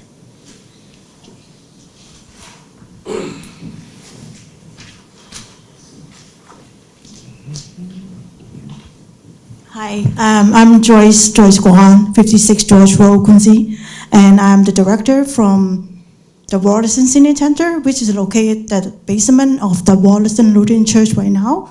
So we are basically a senior community center that serves the Asian seniors over 29 years now, and we have over 2,000 unduplicate members that will use our facility. But on a daily basis, we have around 30 to 40 members coming. It's a welcoming place for them. They don't speak English. It's a new home for them. They meet their new friends. We do a lot of direct social services, like help them apply for public housing, teach them, basic English conversation classes. And we also have a congregation meal that provided by social elder services. And those meals are caters. They provided from the Greater Boston Chinese Golden Age Center from Chinatown, from Boston Chinatown. So we don't have daily regular meal delivery or trucks whatsoever that come to the center. And we have our special events, but most are like pork lot style. So elders like to cook and they like to eat. So they always bring their own food and share with the members at our site. So basically, we don't have any like delivery trucks or whatsoever delivers on a regular daily basis for now. At least I've been there over 22 years, and I'm sure I can answer that question correctly. All right, thank you. Thank you. Can I ask the Attorney Fleming one question? I forgot, the last time you guys were up here, we were talking about a deck outside, up a couple levels, and I thought that was a pretty cool idea. And now after listening to one of the tenants of the Fennell House, and how it might be right outside their windows and it's relatively close to where they're living and so forth, was there any type of sound attenuation that was gonna go on that rooftop area, do you remember? Yeah, we talked about the activities that will take place up there, and they'll be for air, for the elders to get out, to be able to walk around, to do Tai Chi, to do their exercises. It's not gonna be utilized for any loud types of activities. In fact, our hope is, quite frankly, is a lot of the Fennell House folks will actually take advantage of the programs that will be available at the center. The other thing that we did, if you remember from the earlier proposal, is there was a large gymnasium, and there were concerns raised about the fact that there would be basketball games and things of that nature, and that was changed entirely. And we changed that now to a community room, just to allow the elders to have a space that they could do their yoga, their Tai Chi, the activities that most of the Asian community enjoys doing. I'm not sure if there's any sound attenuation up there. Is there, Jim? There's a glass wall. My name is Jim Edwards. I'm with Homestead Edwards Architects. There's a certain height wall, and then there's glass above it to allow people to view, and but it does have the potential, at least, and we could do a sound attenuation, we could do a sound study on it, but I agree with Attorney Fleming that this is not, they're not going to be playing games up there or anything. I appreciate it, and I'm glad you refreshed my memory on that. Now that you say that, I recall you saying that we're going to be doing quiet stuff, and I get it. And with regard to the construction management plan, and I certainly understand and want to make sure that the neighbors are very familiar with it, but we can agree that as a construction management plan is prepared, that we share that with the city councilor, and that we share that with the community, so that the community knows not only who to contact regarding construction activities, which we want to make sure they have a contact person, but also a detailed schedule of things like major deliveries of equipment, staging, and things of that nature, so that we'll work with the community. We understand we don't want to be a disruption to Ellington. There's certainly going to be every effort taken to make sure that there's as little disruption as we possibly can, but we can agree to share that information as it becomes available. Thank you very much. Thank you. Thank you, Madam Chair. Yes, all right, so I think we've heard from everybody in the public. Attorney Fleming, if you could just touch very briefly, just because I think it's important. So this is a church, it's protected use under the Dover Amendment. Could you just touch on that? Because I think you Sure. just need relief from this planning board, I would assume. I don't think you need anything from the zoning board, but I could be wrong. That's about right, that. that's Yep. right. As the chair knows, as the board knows, 48 Section 3 of the Massachusetts General Laws allows for exceptions from zoning for churches and educational institutions. What's being proposed today is exactly that, a church and an educational institution, because the other programs that are provided within this church are educational in nature. As you just heard from the director, a lot of there's issues related to citizenship, there's issues to language, and other educational aspects. Because of those provisions, zoning board of appeals relief is not needed. So the only thing that, and as this board may be aware, in a number of years ago, the city, because 40A Section 3 allows a city or town to implement site plan review for these types of matters, the city of Quincy decided to put this in place. In the old days, this kind of an application could have been made without any kind of zoning relief, without any kind of public hearings. But the city put into effect site plan review to review all matters related to 48 Section 3. I was involved. The director of the department was involved in a matter that actually triggered that, when a school was sought in a neighborhood, and the city didn't have any controls at that time. So this opportunity for the neighbors to be heard is actually a benefit that was created by the city council. Thank you, appreciate that. Does everybody have enough information to close the public hearing at this point? No? Yeah. Okay, so is there a motion to close? Make a motion to close? Second. Okay, all those in favor? Aye. And does the department have a recommendation? Yes, Madam Chair, the department does, through you to the board, after consideration of the site plan, accompanying documents, the comments received from city staff, and the peer review consultant, the department recommends the board approve site plan review under Quincy zoning ordinance Title 17, Section 9.5.1, site plan review and special permit under Section 5.1.17, parking waiver subject to the below listed special and general conditions. Special conditions number 1. The applicant shall submit a construction management plan to be filed and approved prior to the issuance of a building permit. This shall include the locations of stockpile and/or staging areas for construction equipment and materials. The applicant shall also address construction period traffic impacts by providing a detailed sequence of construction and addressing any space constraints and detailing how they'll be addressed as construction progresses. 2, the applicant shall reconstruct the sidewalk along the entire property frontage of Hancock Street and Ellington Street with cement, concrete, broom finish with mortar and tool joints, and granite curb as specified by the Department of Public Works. 3, the applicant shall perform soil tests during construction to verify the underlying soil conditions. Any modifications to the stormwater management system due to differing soil conditions shall be submitted to the Department of Public Works for review and approval. 4, prior to the issuance of a building permit, the applicant shall perform a water flow test with the city's water department. 5, prior to the issuance of a building permit, the existing sewer main and manholes shall be inspected with television pre-development in order to check the condition of the system. The proposed sewer service pipe and the connection to the main shall be inspected with the television post-development. Television reports shall be submitted to the Department of Public Works for assessment. 6, 1 week prior to any land disturbance activities, the applicant shall conduct an on-site inspection with the Department of Public Works and/or the city's designated representative to observe the erosion controls installed at the site and review the erosion controls to be employed during construction. 7, the Department of Public Works and the city's designated representative shall observe the construction of the stormwater management system at the following times: upon completion of excavation, upon completion of chamber and crushed stone installation, and prior to backfill.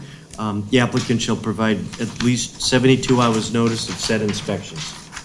8, prior to the issuance of an occupancy permit, the applicant shall submit and record at the Norfolk Registry of Deeds an operation and maintenance plan for the project stormwater system, which shall include the following: stormwater management system owners, a plan showing location of all stormwater BMPs, an operation and maintenance log for which includes all maintenance facilities and frequency of inspections, maintenance of landscape area and snow management.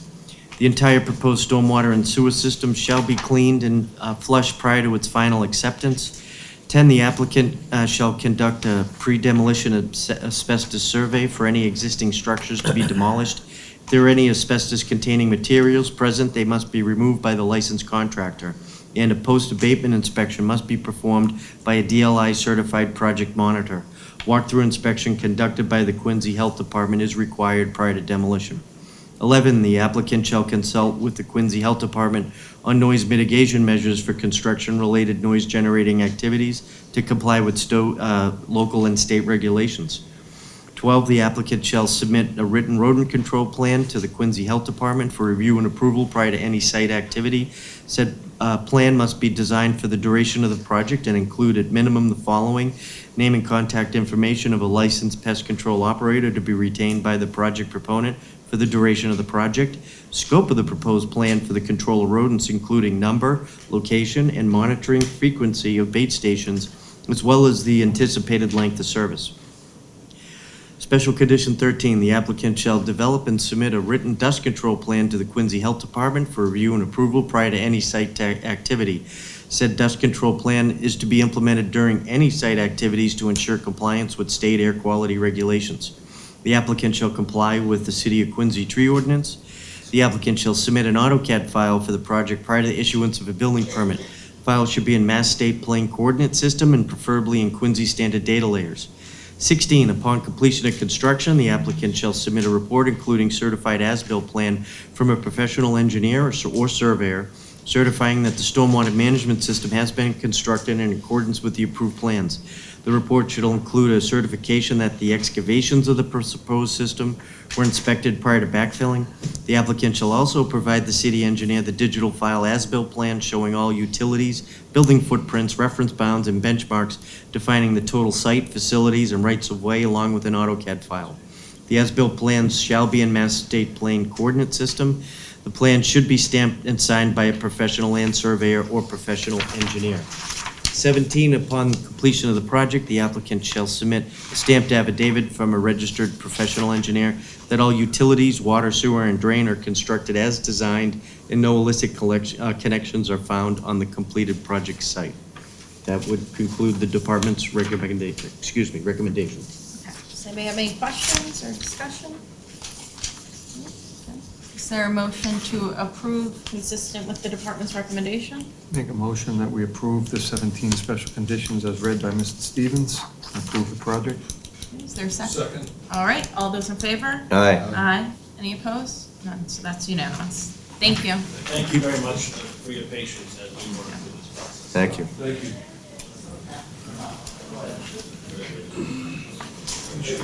I got a question.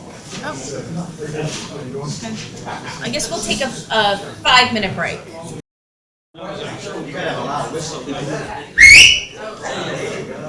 right, so we're back on, and the next item on the agenda is the continued public hearing, 42 Lion Street, Planning Board Case Number 2025-03. Attorney Fleming. Hey, long time no see. Hey, hi, is that who you are? Again, Edward Fleming. Edward Fleming, for the applicant, Stephen Bayless, who's the trustee of 81 Faxon Park Road Realty Trust. As you know, Madam Chair and members of the board, this is a continued hearing from the February 19th hearing date. Number of concerns were raised by the community during that initial hearing. Among those concerns were issues related to the height of the proposed homes, the concern about the retaining wall that was located in the back of the site, and there was some requests for fencing around the site to provide that additional buffer. Other questions and comments were also made. We actually had a really nice conversation with a lot of the neighbors right after the meeting. They again expressed their concerns about primarily the height of the buildings, and as a result of that, Brian Donahue made some significant architectural changes that he would like to have him share in a moment.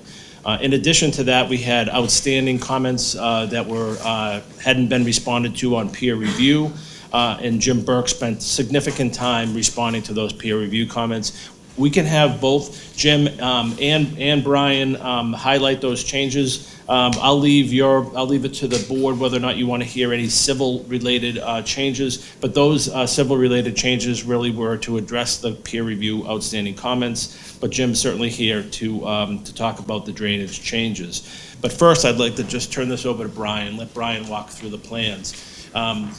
Steve Bayless, through Councilor Devine, had an opportunity to meet with the neighbors yesterday. Had a really nice meeting with the neighbors, was able to share all these changes with the neighbors. And I'm not sure if any of the neighbors are here tonight, but the word was from both Councilor and by Mr. Bayless is that the neighbors were quite pleased with the changes that had been made. So, thank you. Thank you. Brian, thanks, Ed. Mr. Donahue?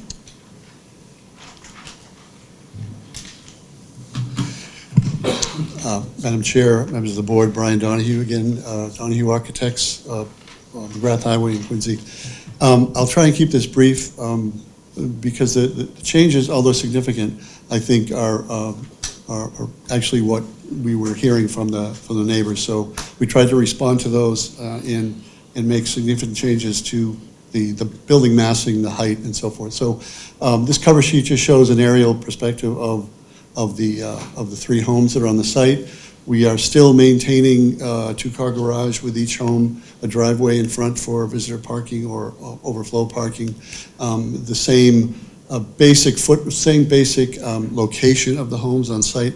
The original plan had a much smaller footprint. It was about 780 square feet.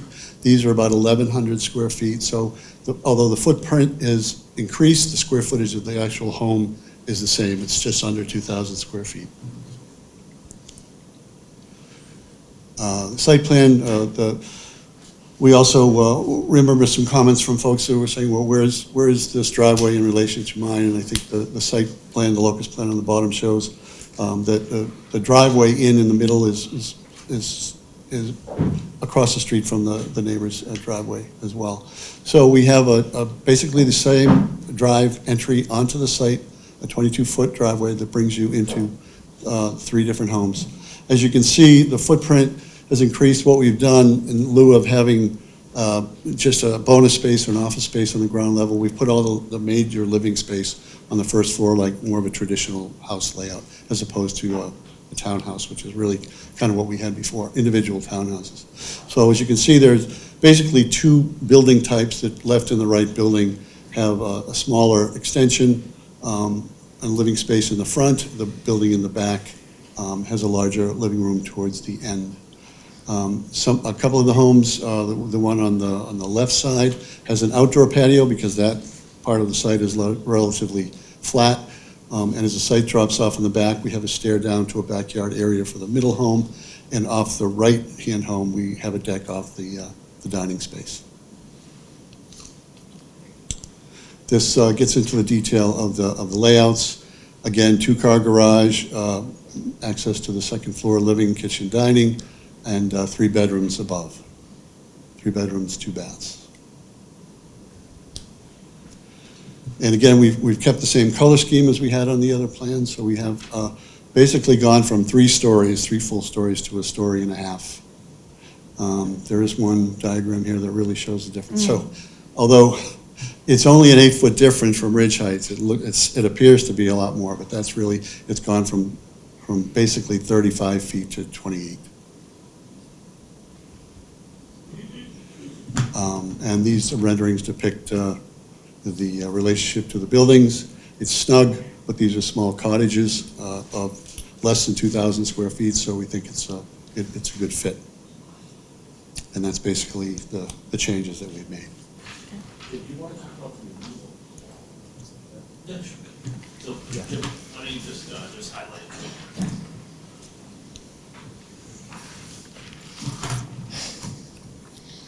Okay, oh, there we go. Good evening, Jim Burke with the DeSelberg Sala, officers here in Quincy. With changes to the layout, obviously there's going to be changes to site grading, location utilities and the like. The site grading, we ended up doing walkouts for 2 of the units, and actually provided some, removed that wall that went in the back and that brought the grade up. We kind of fit into the existing grading a lot better with this particular layout. What it does do is it creates additional roof runoff, so we had to expand the on-site stormwater control, had to relocate some utilities, and we had to build out the stormwater a little bit extra to handle the additional roof, but we fit it in, and it fell together pretty good. So if you have any questions, I'd be glad to answer them. I guess I just have, could you just Sure. expand upon, because before I think you were putting a wall in the back, and so now Sure. you're changing the grade totally, where you're eliminating the need for the wall? I'm just So not before, understanding. we had a retaining wall that kind of looped Yep. around the back like that, and that allowed this area to be kind of flattened out. Now, we're kind of using this wall, of this, the garage, to grade this down and create the flat spot here. So it gives this, so that allowed it to build this into the hill, and then this comes around anyway naturally, so that grade's almost the same. And we just walk out, that's a natural walkout, there's no grade going on there at all. So it's just kind of, we utilized the on-site grades a little bit more efficiently with the walkout design. Thank you, that's helpful. Yeah, thank you. Let me see if anybody Anything has questions. Any questions? No. Any questions? No. The only Okay. thing Yeah. Chair, is just, so the cupola's lost out, huh? I was voting for the cupola, so that's all I have. Okay, thank you. So this is a public hearing, so if you'd like to speak on this application, please, yes, sir. And while you make your way up, I'll remind folks that you can sign in on the sign-in sheets on the side near the window, too. Hi, Ron Petnelli, I live at 9 Hopedale Street. My wife and I would live in like the bottom right quadrant of the property, at the back. Speak for Diana and myself, one thing we're happy about is they really respected our concern about keeping the fabric of the neighborhood. I know it's only lowered down 7 feet, so that he said, but that's a huge when you're thinking about angles of view. So we really appreciated that last night. And especially listening to our concerns for privacy, because there were decks on the two houses on the right and in the back that would have been able to look over the fence at us and watching me sunbathe.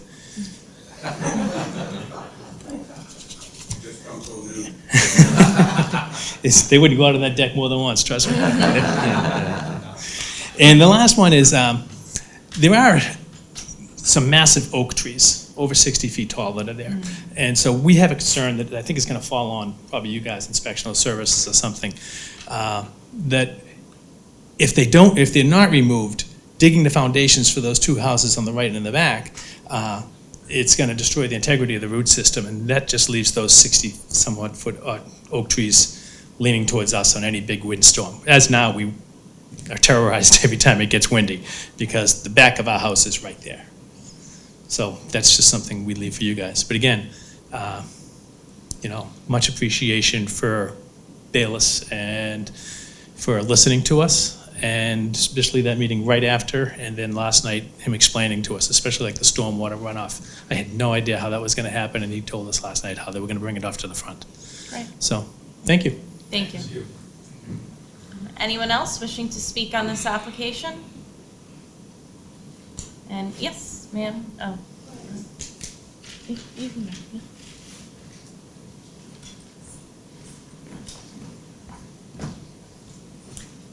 Hi, my name is Lisa Johnson. I live at 51 Lion Street. I also want to emphasize what Mr. Pettinelli says. I appreciate the board and for the developer and everybody for listening to us and lowering the height of the houses. I appreciate our city councilor also for setting up the meeting last night. So thank you very much. Thank you. This design is much better. Thank Great. you. Did you want the cupolas or no?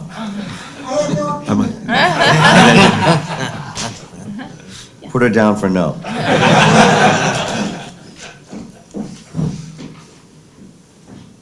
Hi. Joan Falvey, 45 Lion Street. I'm right across from the blue square on the left. And I just wanted to thank the board and also the developers for listening to the neighbors. And I think what they are bringing forward is something more in sync with the neighborhood and fits in a lot better. So, thank you. Thank you. Mhm. And I guess last call, it's a public hearing. If anybody would like to speak on this application? Yep, sir.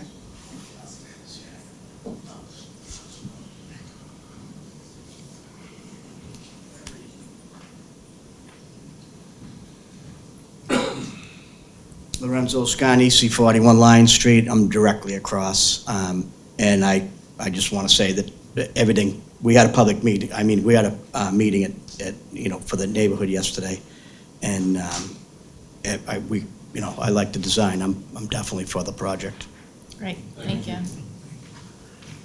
And anyone else? Counselor Devine, rising.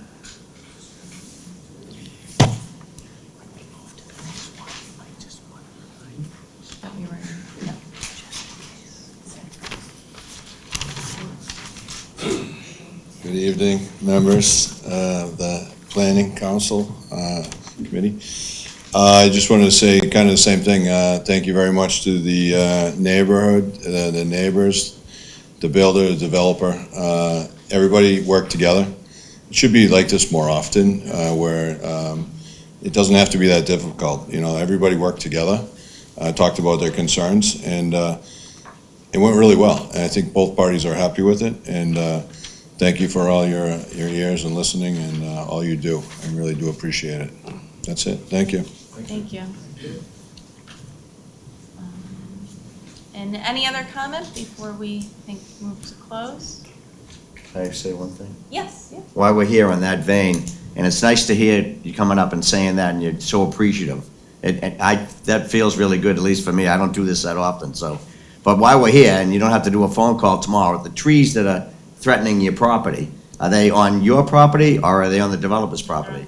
They're on the developers. They're probably on, there's one like in the middle of about 15 feet away from our property line, in the middle of the picture, and then another one that would be closer to where the houses come together.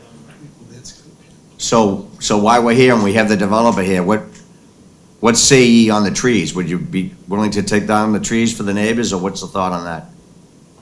Sure, we'll certainly work with the neighbors about any concern about the trees. Yeah, so Steve will have a continued conversation with the neighbors and work with them, absolutely. Thank you. We don't want to affect the integrity of the trees. Thank you. All right? Counselor Devine? Sorry, I forgot. One other thing too, and sometimes, and I'm not saying that this is going to happen, but I wanted to make it publicly noted that when you have a rendering and pictures, they want to make sure, that they stay the same. So I know that's the rule and everything, but sometimes at the end of the project, it's not done. So if it isn't, it will be brought up, just a FYI. Thank you. Can we close the public hearing? Is there a motion? Motion to close the public hearing. Is there a second? Second. Okay, all those in favor? Aye.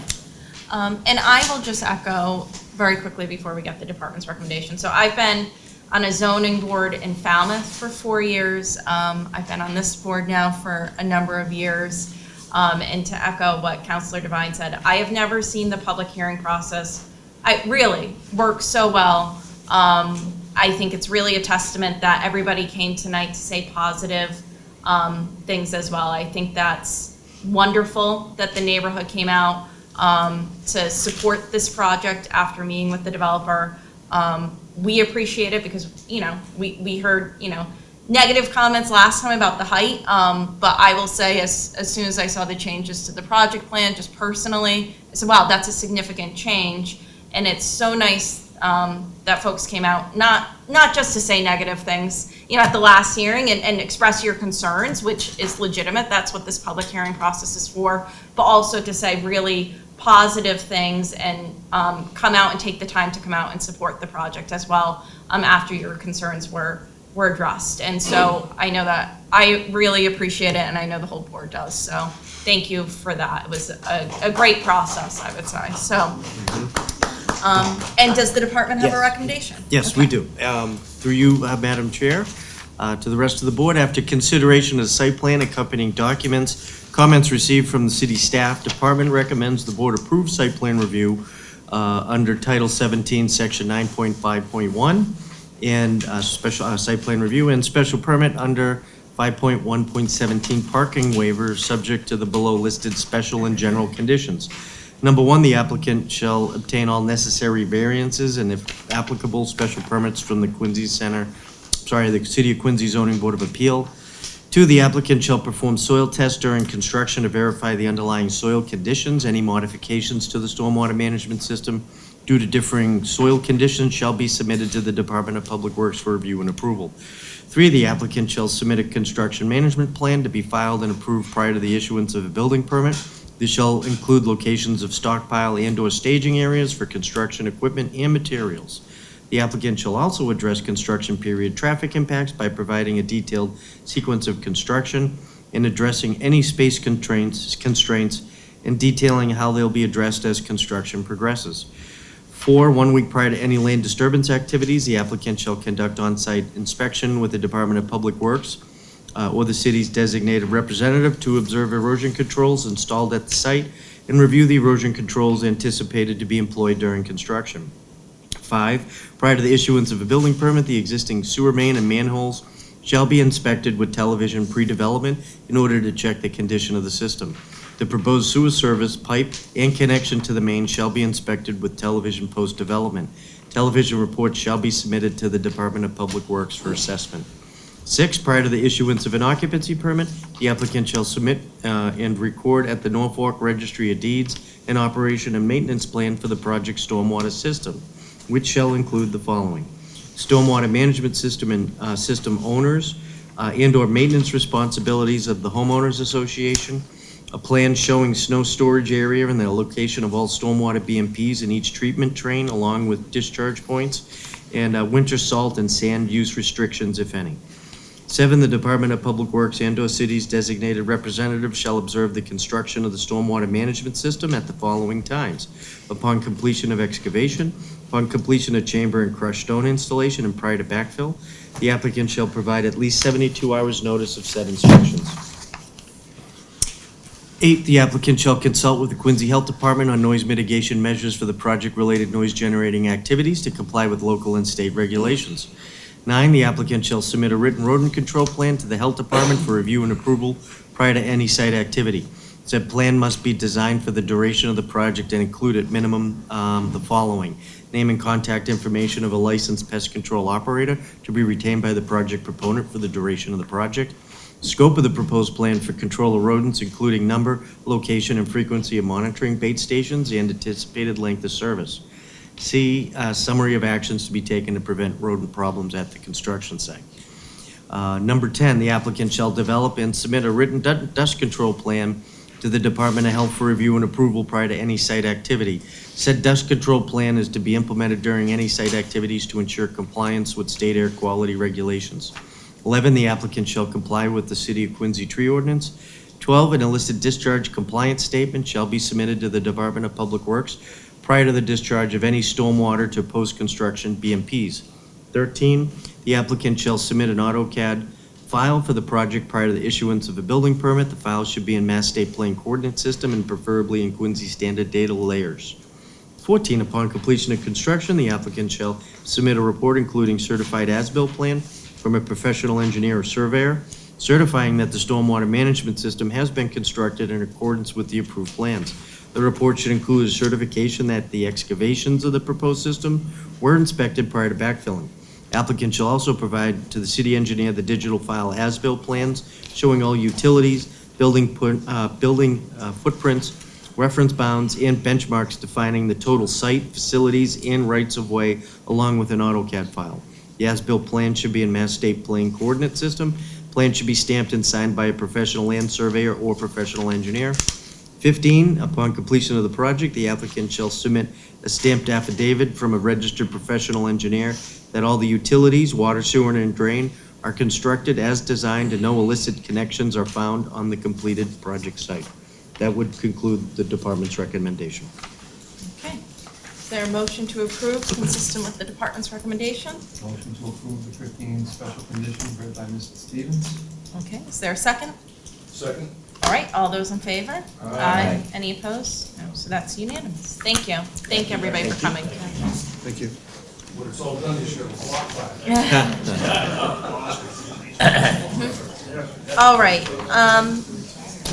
next, we already addressed the continued public hearing for 45 Station Street, in case you arrived late. That application was withdrawn without prejudice. That happened earlier tonight. 90 School Street. And the next was 90 School Street, and that matter was continued to the June 25th hearing. So those two matters have already been addressed. 506 South Street was held earlier this evening. That has been continued as well. And so that leaves us to a new public hearing on 21 Weston Avenue, Planning Board Case Number 2025-09. This public hearing shall be conducted to review the application of SDG Development, 800 Hartford Turnpike, Shrewsbury, Massachusetts. It's supposed to be 01545 for special permits under Title 17, Sections 3.1.3, Major Non-Residential Use, and 5.1.17, Parking Waiver. The applicant proposes to construct a new 6-story, 76,424 square foot storage facility with loading area and parking for 12 vehicles on the exterior parking. This proposed facility will be in addition to the existing storage facility on the parcel. The proposal will also include professionally designed drainage controls and landscaping. The property contains 54,378 square feet of land and is located at 21 Weston Avenue. The subject property is located within an Industrial B Business C zoning district and shown on Assessor's Map 5101, Lot 15, Plot A1. Attorney Fleming. Last one, and now you get rid Hey, of you're it. earning your money tonight. Countrywide search. Again, Madam Chair, members of the board, Edward Fleming here on behalf of the owner, Extra Space Storage, and the applicant, SSG Development. I'm joined tonight by Dave Williams from SSG Development, Kristen Robbins from BL Companies, who is the architect on this proposal and will share the architectural plans. Mike Dryden, who is our civil engineer from Allen Engineering, and Mike will talk about the civil related matters, and then Kirsten Braun, who is our traffic engineer, who will make her presentation relative to traffic on this proposal. Just a little background, this is a 54,378 square foot parcel of land. It is actually located in an Industrial B and Business C zoning district. The existing building that's on the site today is in the Industrial B zoning district, while this new structure is going to be constructed in the Business C zoning district. Each of those uses allow for self-storage facilities. They also allow for a variety of other uses, as the board may be aware. Multifamily residential use is allowed in this Business C zoning district, retail, restaurant, and other types of business type uses. So we believe that this use is actually far less intrusive in this community because of its location on the train tracks. This proposal complies with all of the dimensional requirements of the Business C zoning district relative to setbacks that are being provided here, FAR, and other provisions as well. What we're here before this board seeking is a special permit for a commercial use of more than 10,000 square feet, which is this is a project that includes a development of a 76,000 square foot building. So therefore a special permit is required of this body. And also we're seeking a special permit parking waiver to address parking related to this storage facility. And we can talk about parking in detail because this is, as this board may have entertained itself, but certainly the planning boards have entertained in the city of Quincy a number of different storage facilities, both Extra Space and others. I actually, and Dave Williams, worked on a storage facility on Liberty Street a number of years ago where the BJ's gas station is located now out in front. And we dealt with issues related to not only dimensional and those provisions, but also relative to traffic and parking. I did another storage facility on Washington Street going closer to the bridge. So the board's actually seen these proposals a number of times before. The proposal that we're sharing with you tonight, and I'll allow the professionals to get into the details, is a 76,424 square foot storage facility on the paved parking lot that sits next to the existing brick building. The existing brick building, which is also an extra space storage facility, is about 46,000 square feet in total size. So these will be operated as separate structures, but as similar uses. They'll also have the ability to share parking in other facilities as well. The total between the existing building and this new building will be about 122,692 square feet of storage area.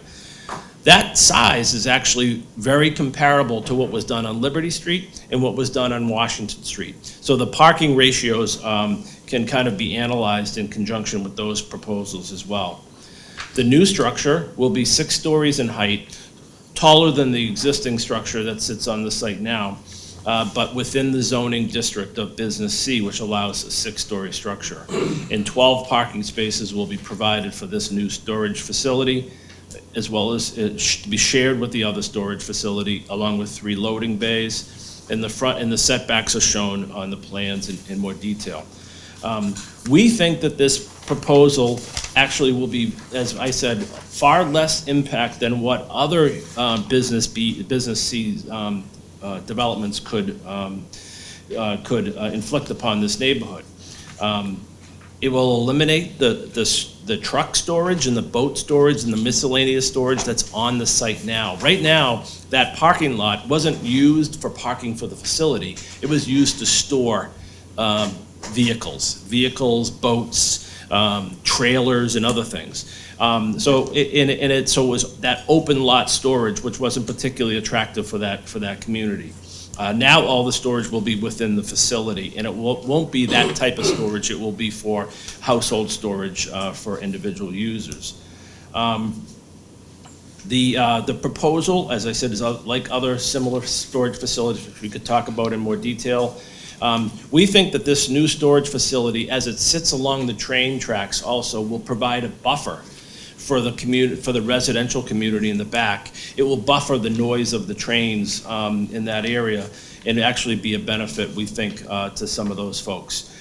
We had an opportunity to meet with the child care facility, which is right next door to the site. It's actually owned by the Wollaston Lutheran Church, and Tim Wesmar and I and Dave met and had a good meeting. And Tim actually called me the other day to indicate to me that he was supportive of the proposal. In fact, what he did request, however, and this is kind of an unusual request we can talk about, is he wanted the lighting on our building to actually provide lighting on his parking lot and his playground. So that's something we can discuss and maybe and work together to help provide him with that. His concern was sometimes there are vagrants, homeless, that sleep in those facilities or that area of his property, and he wants to be able to keep it clear by providing lighting on that playground area. So we'll talk about that in more detail. So with that, I'd like to turn this over first to Kristen. Let Kristen walk through, or actually, we have the site plans up. So Mike, you want to just walk through? Yeah, that's fine. So you can walk through the site. Sure. Thanks. Thank you. Thank you very much. Again, my name is Michael Dryden. I'm a senior project manager with Allen Engineering. Our firm is responsible in this case for topographic and boundary survey, the civil engineering, as well as the landscape architecture that we're going to walk you through this evening. I just want to spend a few minutes just to walk you through the existing site conditions, orient you, and give you some of the stats. So this is the overall property. And Attorney Fleming did a nice job to give you some of the stats. I'll try to minimize my redundancy here. The site is about 1.25 acres. As was mentioned, it's a split zone. The left side, or we'll call it the north side of the property, is within the Industrial B zoning district. The right side or south is within the Business C district. You'll see the existing building there. It's the Hatch building, probably a little difficult to see here, but it's the large Hatch footprint. It's a 3-story building, 46,000 square feet. As mentioned, there are 34 paved parking spaces on the right side of the site. That is the subject area that we'll be discussing this evening.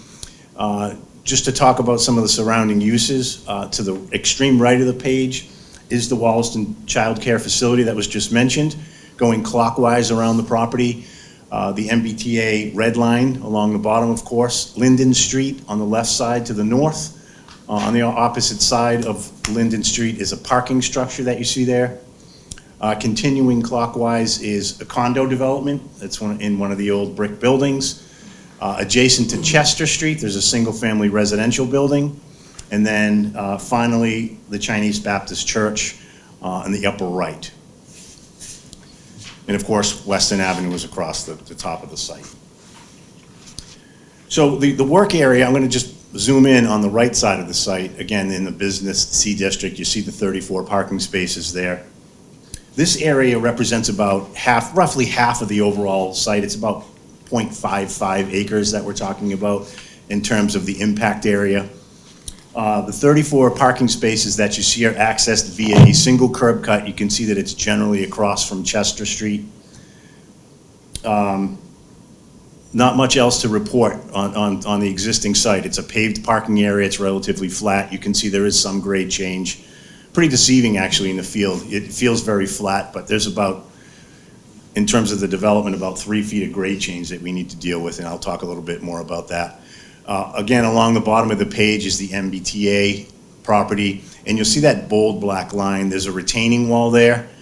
I think there is a typo on one of the elevations, but to the right, you'll see BWTW. That wall at its highest point is about 8 feet, and I just wanted to point that out. That wall we will not be touching. We're also subject to a 30-foot zone of influence from the MBTA property. We're well aware of that. We've already been discussing with MBTA. What I want to spend a moment on is the drainage system that exists here today. It's pretty unique. There's a dashed line that you can see inside of that parking area, and it's labeled subsurface infiltration system, if you can see that.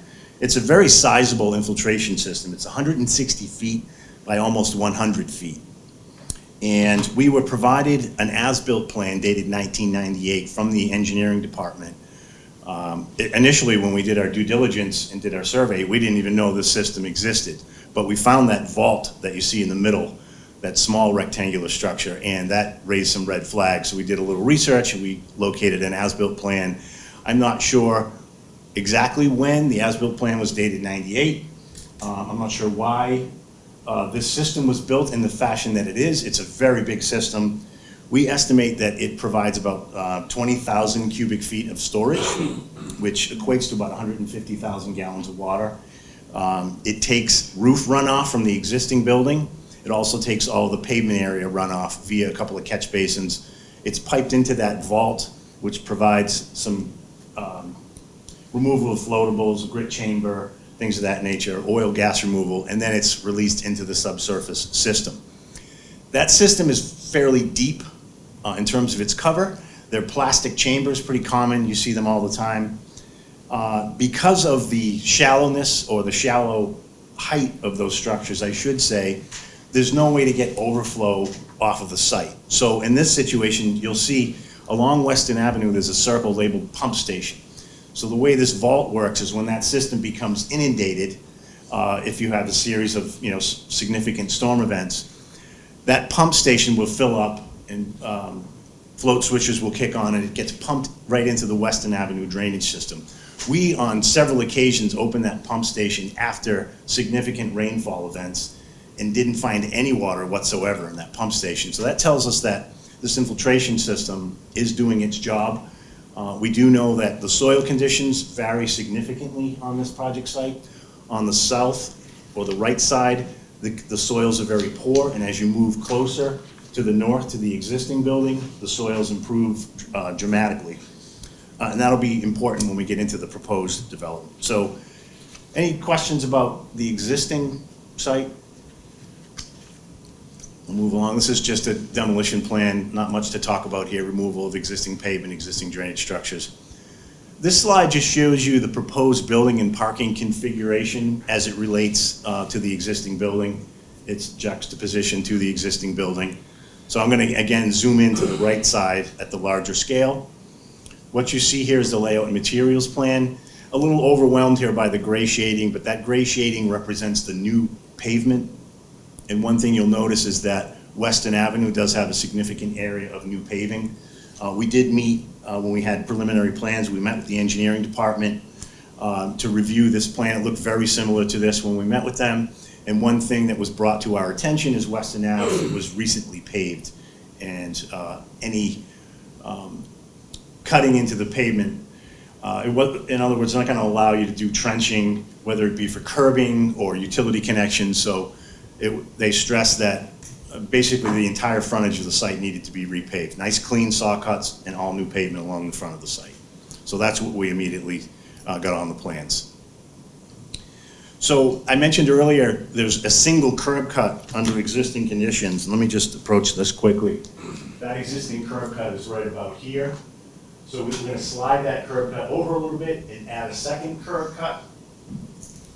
And what that will afford is circulation around the entire building. Again, the shaded area is the pavement. I should have mentioned earlier that you can, under existing condition, drive all the way around the building, around the back of the existing building. But we're going to add that second curb cut in this area of the site, which again provides circulation around the building. 12 total parking spaces. There are, I believe, 7 on the south end of the building and the balance on the north end.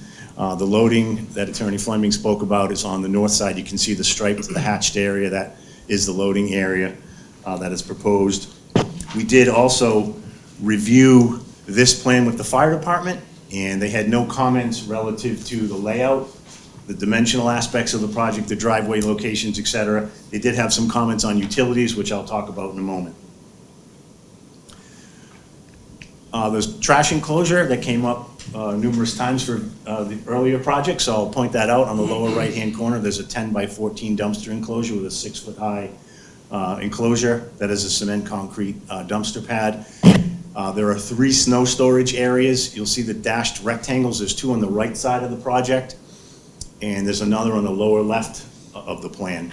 And what I should have probably pointed out here is the proposed building is obviously the white box in the middle. That is where the building meets the ground. Difficult to see, but, and of course the architect will talk more about this, there's overhang all the way out here. This dashed line you see, you can see the support columns. Same on the other side of the building. So the parking is essentially under the building.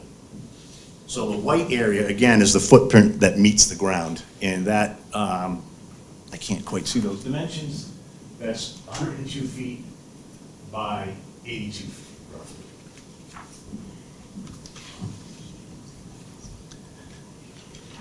So I think the next thing I'd like to talk about, I spent a lot of time on existing drainage for a very specific purpose. This is a redevelopment.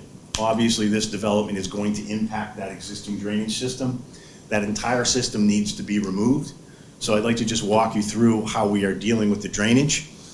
I pointed out how big that existing drainage system was. The new drainage system resides right here, this rectangular box you see. The inner box is the edge of the actual chamber system. It's called a storm trap system. These are precast concrete units. They come in various sizes. You put the puzzle pieces together to suit your needs. Detailed plans were provided with this project for that storm trap system. It's designed exclusively by that vendor. So what's really nice about this system is the chambers are much taller in height. And I spoke about the pump station earlier when we met with the engineering department. They really wanted us to get rid of that pump station if at all possible. The way we were able to do that is to take those very shallow chamber systems that are very low and create much taller chambers so that when it inundates, it's high enough to flow out by gravity into the street. So that's how we've dealt with this. And if you're at all interested in how that works, there is a schematic that I provided on the detail sheet later in the set that really shows you, again, in a very schematic format, exactly how this drainage system functions. So there are 4 catch basins essentially in the corners of the site. It's collected and piped into that concrete chamber system. If it ever should surcharge, which again, based on the size and the volumetric storage of this thing, it's gonna take a massive storm for this thing to surcharge. It will now surcharge, and the connection point is the same as it connects to today, but again, via gravity instead of a pump station. If, for whatever reason, there's a problem with that pipe, it gets clogged, the catch basin in the upper right corner, that is set at a very specific elevation, so if everything else failed and this system surcharged, it would bubble out of that catch basin into Western Avenue. Again, we don't ever expect that to happen, but typically when you design an infiltration system, you want a daylight situation, a fail-safe for it. So that, in this case, is the fail-safe. A couple other things about the drainage system. Where that infiltration system is located takes full advantage of the best soils that we have on the site for infiltration. So it's most conducive for infiltration. That's another positive thing regarding their location. I mentioned the pump station. We were able to remove that. The project just inherently reduces the amount of what I call dirty runoff. We have a parking lot where it's subject to oil, sand, all those things. Now we essentially have the vast majority of this site covered by clean rooftop runoff. So that's definitely a positive. The other thing is there's essentially no pervious area to speak of under existing conditions. We are adding a significant strip here. That's about 1,600 square feet, which doesn't sound like a lot, but it's about 5% of this section of the site, this developable area. And I will talk about landscaping, but inherently, we've reduced the impervious on the site. We've increased or improved the water quality on the site and provided some infiltration where there's none today, just via landscaped areas. So in general, the drainage is what I would call a pretty significant improvement over existing conditions. Quickly on utilities, all the utilities that we need are readily available in Weston Avenue. As required under your regulations, the profiles are provided on the top for water, drain, and sewer. We've checked for conflicts. It's all pretty straightforward. You probably don't want me to get into the weeds on utilities. This is the landscape plan, and what we have done is to provide as much landscaping as we possibly can to add some interest along the front of the building. And as you can see, we don't have a lot of opportunities for landscaping, but today there's no landscaping whatsoever. So what we're trying to balance is provide as much landscaping in the form of shrubbery along the front of the building as possible. And then on the right side of the building, that landscaped area that I told you about, we're providing some trees there, some shade trees, and also evergreens around the trash enclosure, in addition to the enclosure itself. And I pointed out earlier the snow storage areas. We didn't want to have so much plant material there that we had nowhere to put snow. So it's sort of a balance of those two aspects. In terms of the lighting, this is the photometric plan. Oddly enough, I was actually just hearing for the first time that the abutter wanted lighting to spill onto their property. That's very unusual. So when I first had this photometric run, I looked at the levels along the right side and I said, well, that's going to be a comment. You can see some of the foot candles are pretty high as you approach the right property line. But as we work through this, perhaps it isn't problematic. So perhaps we'll have some more to report to you next time we meet. But the lighting is provided. You can see the fixtures on the top of the page. Those overhangs, if you will, that I described earlier. The lighting under those canopies is provided by the L19 fixture on the top, and then around the back of the building, there's some wall pack fixtures.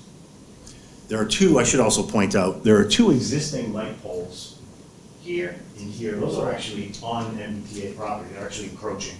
So those will be removed. We really don't need to maintain those light poles. That's a brief overview. Happy to answer any questions you may have before we turn it over to the architect? Or we want to save them to the end? Yeah, I think we save till the end. Thank you. You're welcome. Hello. Hello. Do you have the architecture drawing set? Actually, this is Should all. be. Yeah, it should be a separate. file? Oh, yep, All right. there we go. Oh, perfect.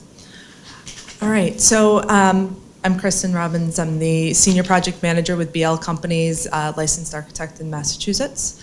So as mentioned, the building itself is 76,424 square feet. It's a 6-story building, but with self-storage, we're able to keep floor-to-floor heights lower, and I'll show you in the elevations how we're able to get the 6 stories and still keep it under that it's not a high-rise.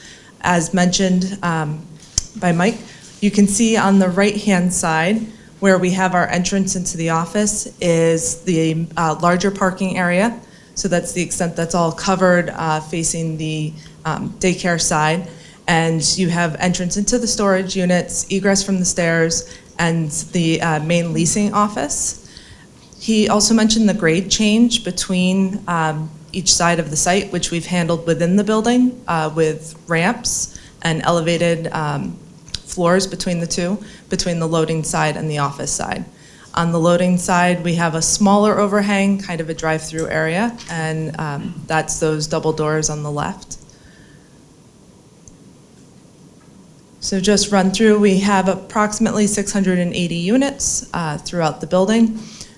With Mike's design for the infiltration unit, we've actually designed much of the structure with this concept to make sure that we've laid out a structural grid that will work with those chambers and we can hold to the sizes that have been presented.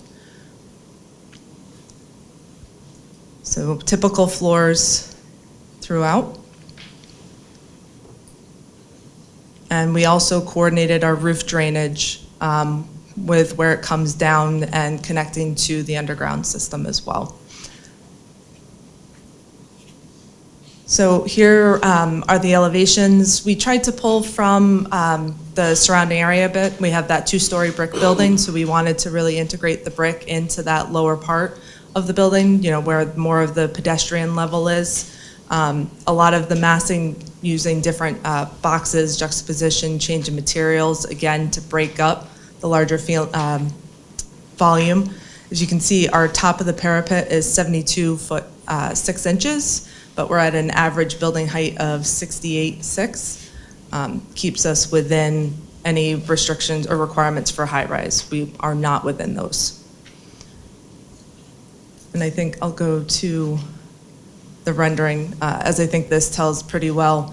So as you can see further away, that's the existing self-storage. So it's considered 2-story, but it's a higher building. Not higher than, but just it doesn't read like a 2-story building, where, as I said, we can have those shorter floor-to-floor heights with self-storage. And we've compressed that loading dock area as well. And in that plan, we had a box out kind of where we have some higher volume that we needed to get into the floor. You can see that vegetation buffer at the front. And as mentioned before, this is the street side, the train tracks are on the other side, so this does provide that sound buffer and a good block from the train tracks that doesn't exist now. So I think that's the elements I had.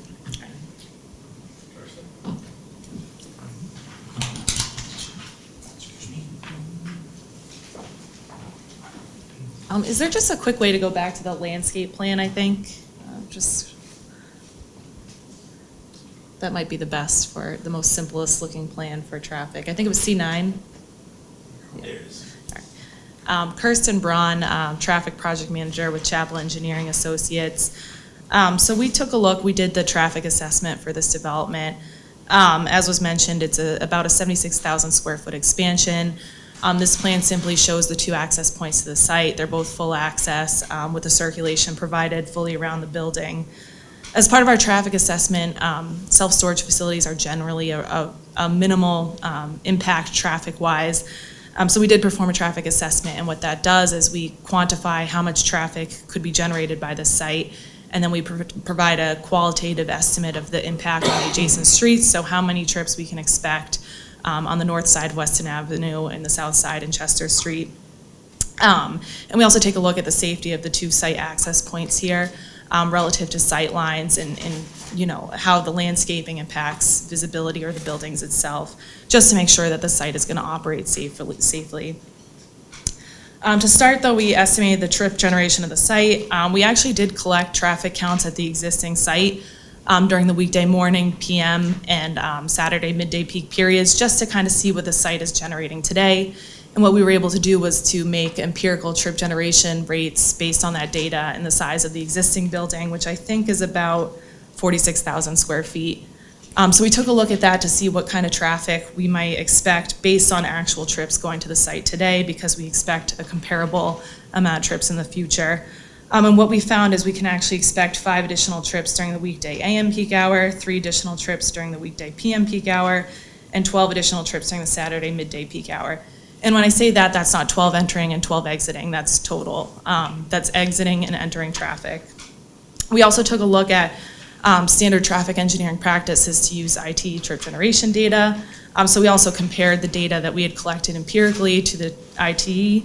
And what we found is IT actually had slightly higher estimates, with 7 trips during the weekday AM peak hour, 11 trips during the weekday PM peak hour, and 13 trips during the Saturday midday peak hour. So we actually used that data in our assessment to just quantify what kind of increase in traffic we'll see on the adjacent streets to provide a conservative assessment, when ideally, though, we do think that it'll be more similar to the empirical data that we collected. So using those higher trip generation rates from ITE, we do expect, we estimate on Weston Avenue about 1 to 3 additional trips north of the site driveways, which represents 1 trip maybe every 20 to 60 minutes. We expect the largest increase on Chester Avenue, just because most people will go across and head toward back towards their destinations that way, and even so, it's 4 to 7 additional trips, which represents 1 additional vehicle every 8.5 to 15 minutes. These increases are really negligible. You're not going to notice them on the adjacent street.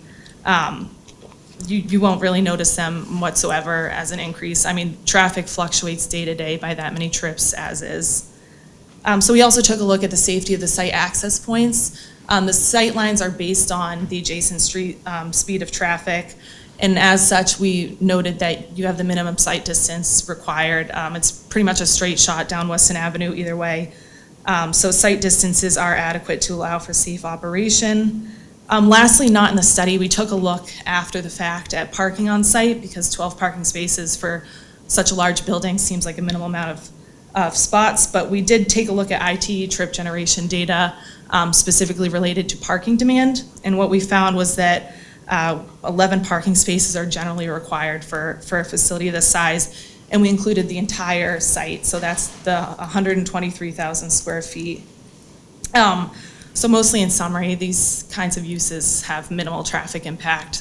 They're not very impactful when it comes to traffic, and the site access points will operate safely, so we don't really see a traffic issue. Thank you. Thank you. So that is the applicant's presentation, Madam Chair, and I just wanted to highlight, just to add to what Kirsten just said about the traffic, the parking. I analyzed the 2 existing facilities. One is 27 Liberty Street, it's 118,000 square feet, it has 10 parking spaces, and the one at 671 Washington Street, it's 123,000 square feet and has 13 spaces, so it's very consistent with the numbers that were provided. So that's our presentation. Thank you. Let me see if anybody has any questions. I do. Yes. So everybody's heard of Extra Space before, they're all over the country. The developer, SDG, now, so do you guys do this in other parts of the, have you done these before? Is this your first one, second one, third, 100th? Or? Hello, I'm Dave Williams. I'm a principal of SDG Development and the co-applicant. I'm a development partner with Extra Space. We've built between 2 and 3 million square feet up and down the East Coast, but a lot in New England. As Ed mentioned, we built the one on Liberty Street back in 2014, something like that. So we've got a lot of experience in self-storage. Extra Space is the largest self-storage operator in the country. They're very good at operating, but they lean on development partners to do this part of the work for them. So that's why do you guys act like as a franchisee? Like, is that how they? No, they own the property, they'll own this finished product, but we're helping them develop it. So do they typically keep somebody at the building 24/7? It's open 7 to 7, it's open, how do you get in the building, how do you get out of the building? Sure. So it's not open 24/7. It is key operated. The way self-storage works is the first time somebody comes, They park and they go into the office and they sign a lease. When they come back to either put their belongings in or take them out, they go in through a keypad system, go to the loading area, and they can go in and out of the building. These buildings typically have 2 hours posted. One is gate hours and one is office hours. Office hours here, I'm not quite sure off the top of my head, but it's typically about 9:30 in the morning until 5:30 or 6 at night. There'll be somebody on site in the office. And then the gate hours, somebody could come like after work up to a certain time, 10 or 11 o'clock at night. So there would be access after hours. And that's a 7-day-week operation? There's Yes, it somebody is. on the site? Yes. I only ask this because I know sometimes people start hanging around in these places and you just want to make sure that you don't have any like security issues or, you know, people like decide it's a great place to camp. Let me just rent one of these cheap. I'll sleep there tonight, you know? Sure. So the leases are very standard. The thing about the new modern self-storage, it's very bright, it's very light. We've got cameras all over the place. The manager during the day, during periodic times, will do a complete walk of the site to make sure that nobody's loitering, nobody's doing something wrong. We're very careful that people aren't trying to stay in a unit, obviously. The electric is made sure that there's no power in units or near units, so somebody can't improvise. But between the cameras, the keypad access, the manager knows when somebody has entered the site and when they're leaving the site, and they're, you know, visible from the cameras. There's also not a lot of visits. Once you put your belongings in, people don't go visit it. We did a recent study on a number of facilities, including this, the existing one, and it's average of 10 to 12 people coming in the building a day. So there's not a lot of activity, so the manager certainly can pick up on it. Thank you very much. I guess to the engineer. I've worked on many MBTA projects over my career. I know how the bureaucracy works. You mentioned that you have been in touch with the MBTA. I do believe this property will fall under the MBTA influence area. How quickly do you think you'll get an answer of what you need done? Actually, Dave can answer that better than me. He actually attended the meetings. What a joy. Lucky me. We first talked about this project with the planning group probably about a year ago. We had a lot of site engineering that we had to get through. At that initial time, Attorney Fleming told us that we needed to file for a license with the MBTA. So we had a meeting right away. We have filed for that license already in anticipation. If things go forward, we know that the time frame in order to get that done can be long. So we went kind of ahead of schedule and we filed for that. The only reason why I ask is we've had other projects come in front of this board, and they have since been shut down. So I would see what you can do to expedite them. I know that's like a very slim chance, but Pushing a rock up a hill? I mean, Yeah. you're gonna need that in order to proceed. Sure. Before you put a shovel on the ground. Yes, we understand. Like I mentioned, we were told that we needed to do it. We've taken it seriously and we've already filed for that. Okay, so you'll start around 2028. Hopefully not. And then, Go ahead, say it. and so you are the developer? Yes. Do you have your own crews? Yes. Do you travel all up or down the East Coast with your crews? So we have, lately our work has been local, but we're Massachusetts-based. We're both a developer and a general contractor. Okay, so when you're hiring extra people, that, you know, men and women of Quincy would love to work on a project, there's a lot of good contractors that live in the area that can hire the men and women of the city of Quincy. So please keep that into consideration, because the building is going to be in Quincy. The taxpayers that live here should have the opportunity to work on a project in the city. Any questions? I just had one, if I could. On the infiltration, please, if you want to get up to the podium, please. Great job explaining it. That caught my eye, you know, that existing system, and on the sketch. So in my ignorance, I would have looked at stumbling upon something like that as a gift. Oh man, I can just incorporate everything into this existing system. You've chosen a different one, and I really, really like it. But for clarification, is that new system now gonna handle 2 roof runoffs? The one, Yes. yeah, so it's smaller than the existing, but I know you engineered it right, but that was just it. I know that the existing system handles the roof of the building next Yes. door. So your new system is gonna handle both. Yes, the site essentially is entirely impervious now. So the reason, the way that we match the volume with the bigger system, you would look at it just in terms of its size. Yeah. And it's deceiving. Again, the new system is very tall. Got it. Where Okay, the existing system is very flat and shallow. So this is the storm trap system that's included in the permit documents. That's the array of the chambers that you see there. Just to give you a sense as to how these things work. This is a cross-section of the chambers, how they all are attached to one another.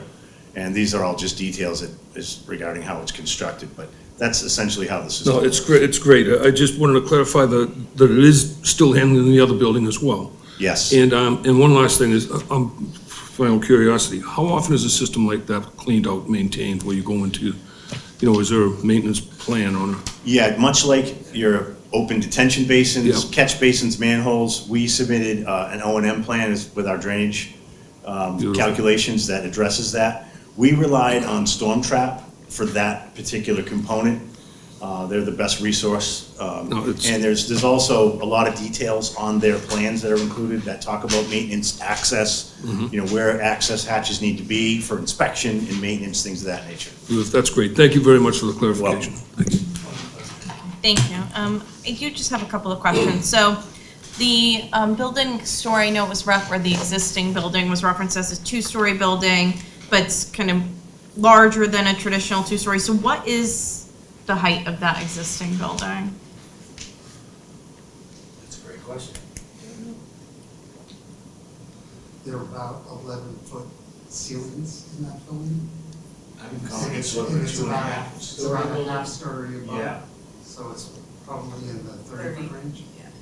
Okay, I mean, I'd be interested, I think we'll probably continue, yeah. And kind of if you could, an elevation plan showing the difference, because it is significant. I mean, a 6-story storage building is significant. And so, I guess, and this is probably a question for Attorney Fleming, have you connected, I see that there's a residence across the street and there was reference to a condo. Have you done any neighbor outreach specifically, just concerning, because it's a tall building that you're introducing to the site? We didn't, and I did reach out to Councilor Mitten late. So we're certainly happy to reach out and speak with the neighbors between this meeting and the next meeting, if there's any concerns of the neighborhood. I know that condominium association can sometimes be somewhat active, and we can certainly be happy to meet them, and I know Councilor Mitten's here, so I'll talk with him. Okay, great. I think there was reference to a setback being 30 feet for the MBTA, but then I saw that there was a 20-foot building setback, so I just wanted some clarification on that. The building setback from a zoning standpoint is 20 feet, Yeah. but that zone of influence, or whatever they call it, is 30 feet. So is it 30 feet from the property line? Yes. Okay. But you're proposing this 20 feet from... To clarify, the Yeah, if zone- you could just come up to the podium. Thank you for the viewers at home. That 30-foot zone of influence is anything within 30 feet of the MBTA. Triggers the- Triggers having to Okay. get a license to work Okay. next to the So it's tracks. not a setback? That's not a Right, setback, okay, yeah. that's helpful, thank you. And then, I know you're using that space right now, or the company's using that space for exterior storage. Is there any exterior storage proposed for this future use? There is not. No, so that will be eliminated. And then, just a question about, I mean, you've designed these, so I assume it does, but with that overhang there, is there space for a fire truck? I guess, how would the fire truck move throughout the site? Is there space to go under that? That's a great question. I did reach out to the fire department. Yeah. We sent them this plan. I had several conversations. They have no desire to bring fire apparatus on the site. To paraphrase, we don't want a fire truck next to a burning building. So what they would rather do is fight a fire from Western Avenue. So I made it Okay. clear that smaller apparatus could circulate around the site, but in terms of a ladder truck, they have no interest in bringing a ladder truck on this site. That's exactly what I was told. Okay. I mean, in terms of the height, the clearance height. Yeah. Yeah, I can add to that, that the building is designed as not to require the frontage on all sides of the building. We did our calculations, square footage, it's a fully sprinklered building, that we meet the requirements for it to be only from Weston Ave. Okay, all right, that's helpful. And then what is, I guess, what is the clearance? Just any, I mean, I assume it's big enough to, accommodate if somebody brings a U-Haul truck on site, right? So what is, I guess, the clearance being provided there?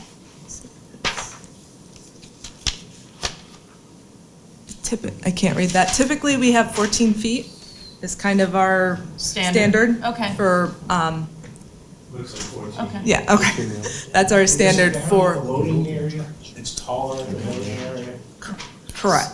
And so would that accommodate, let's say, even a larger truck than, so like an 18-wheeler, like a, Mayflower larger moving truck? moving truck? I don't know what No, size that. it wouldn't accommodate that. No.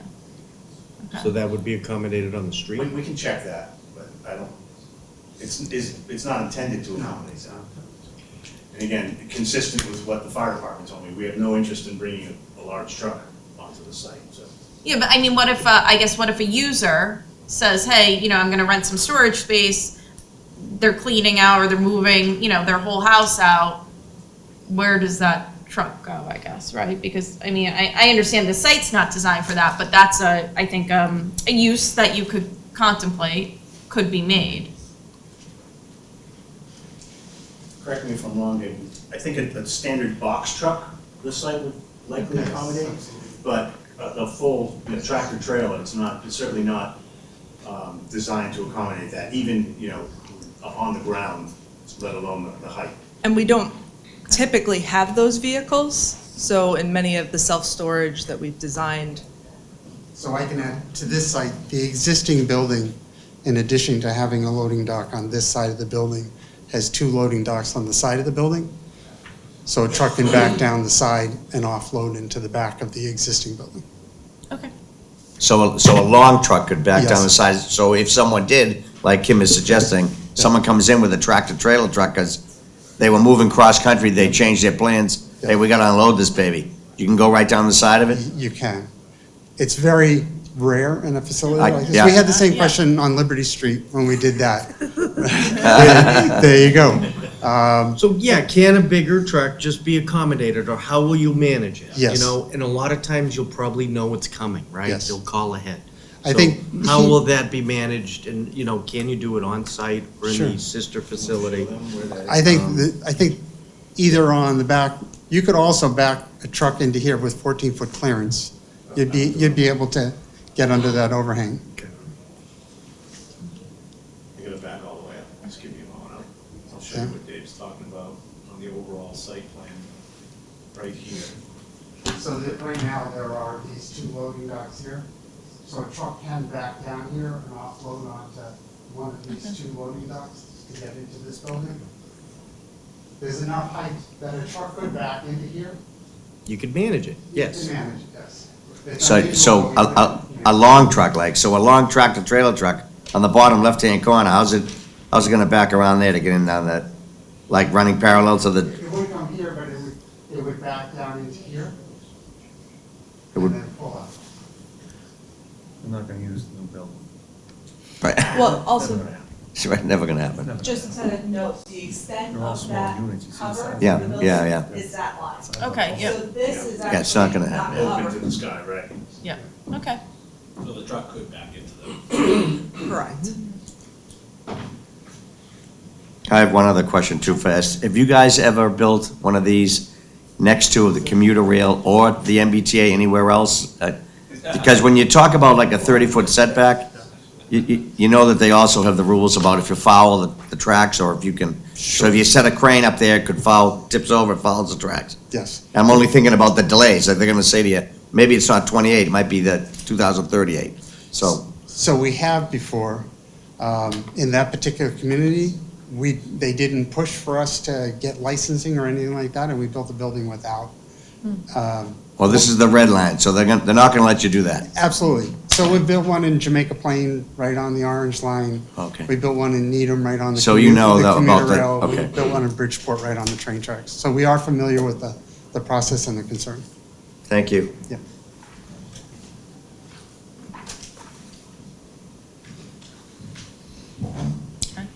So this is a public hearing, so we'll see if anybody here would like to make public comment on this. You can also sign in along the window for or against. Is anyone here to speak on this project?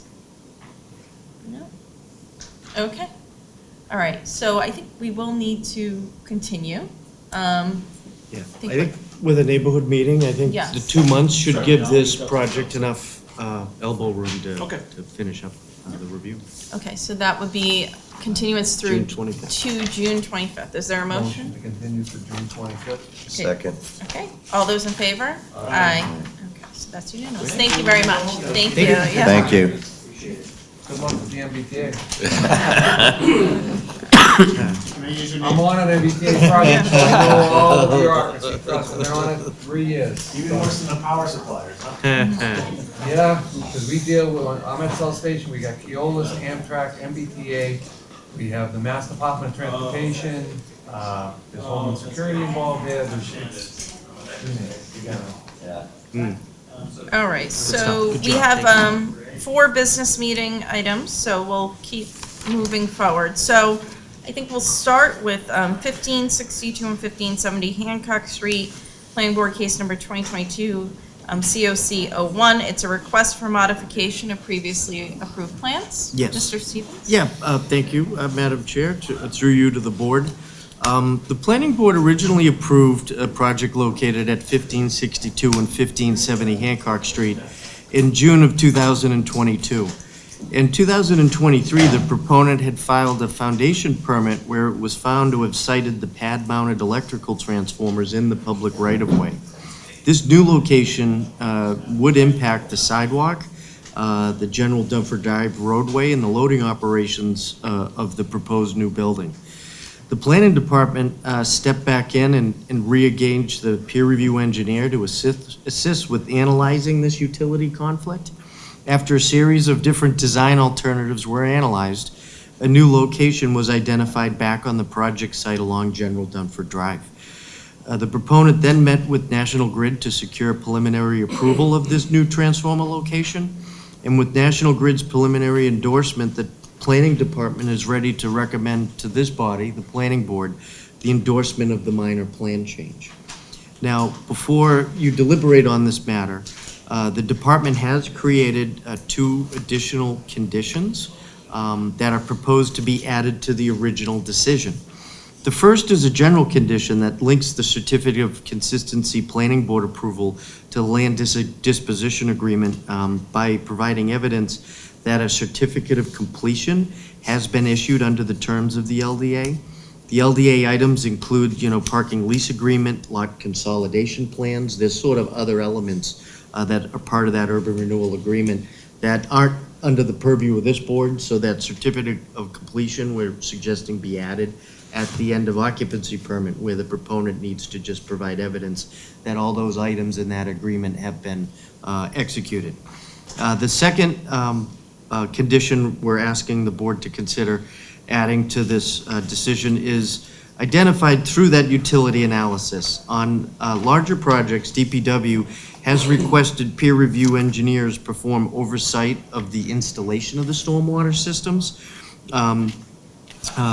And the current transformer location that's being proposed will need to fit amongst a number of other utility systems where it didn't before, including electrical and gas. So we've asked the proponent that, or not asked, but requested that the peer review scope be expanded from just stormwater, where the peer review engineer will also review the installation of the electrical, the gas, the other meters. And that came from discussions with the Department of Public Works. So that is my brief presentation. I will read these conditions. So these would be the conditions we'd ask to be included if the board does choose to endorse this minor plan change.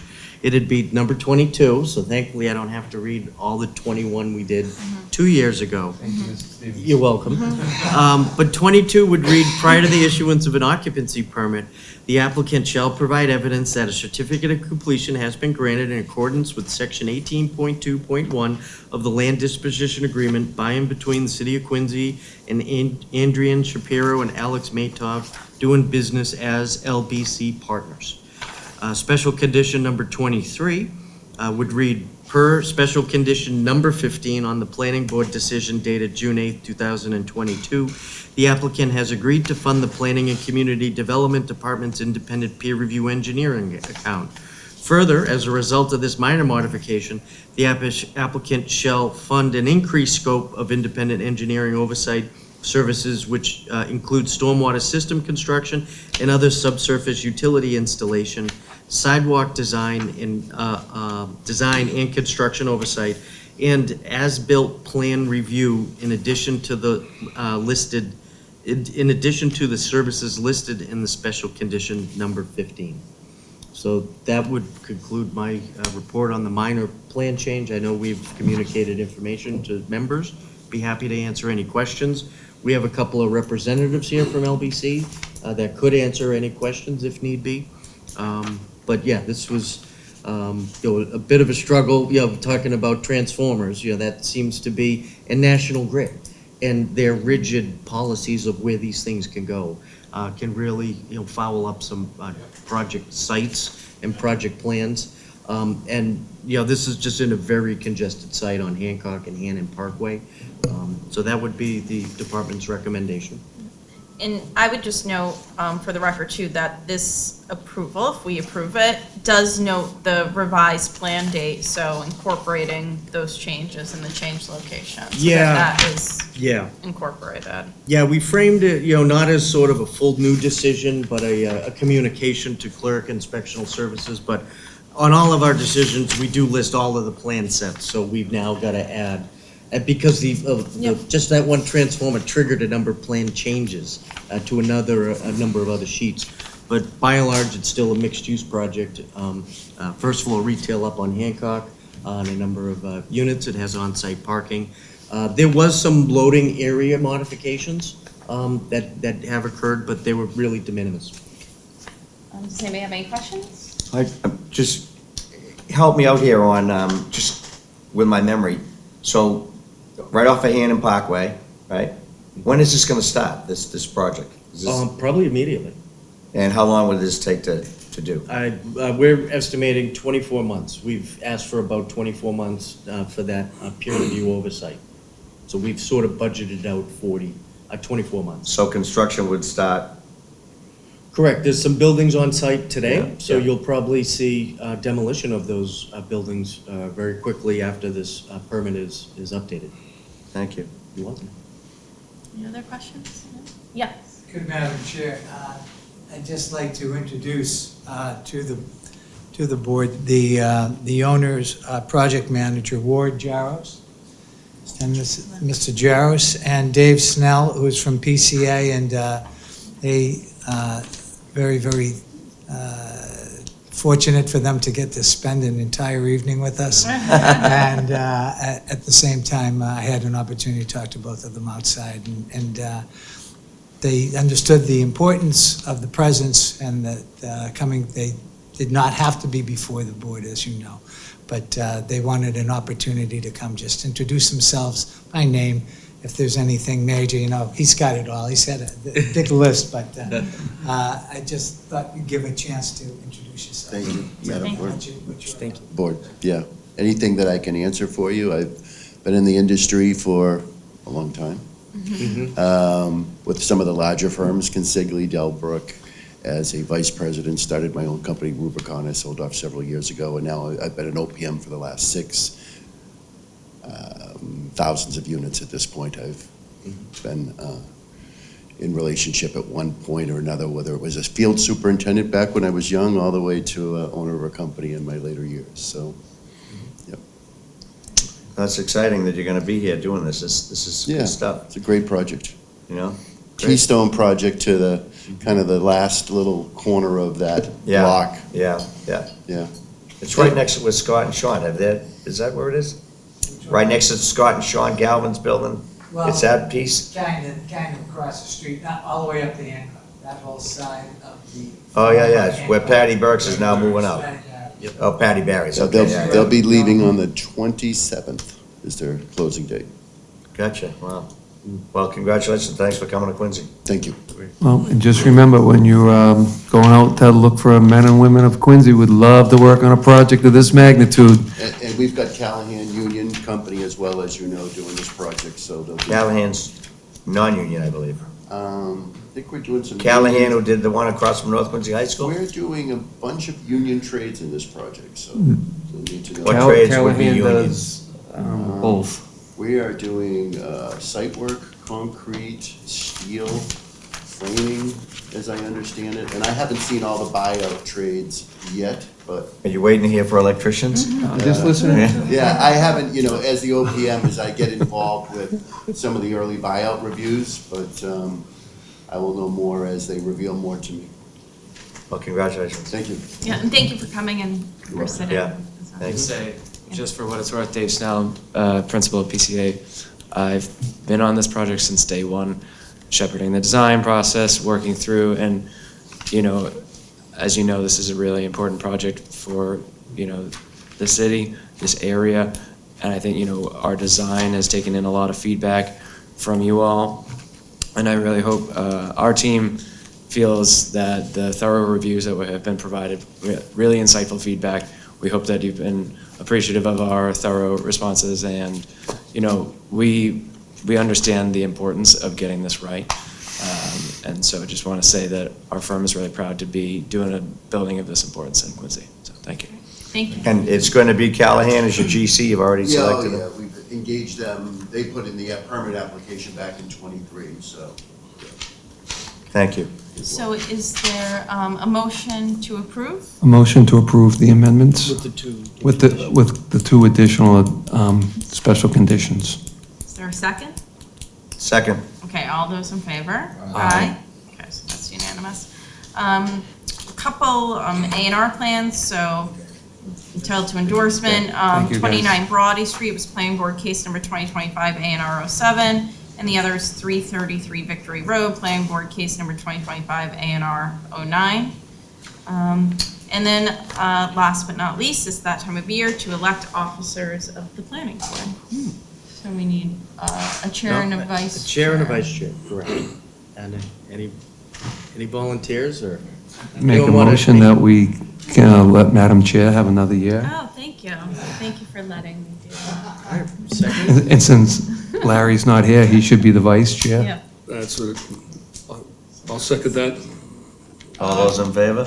Aye. Congratulations. Thank you. Congratulations. And that's Sure for both Larry will be chair- happy Chair and as vice well. chair. Yes. Yeah, one vote. All right.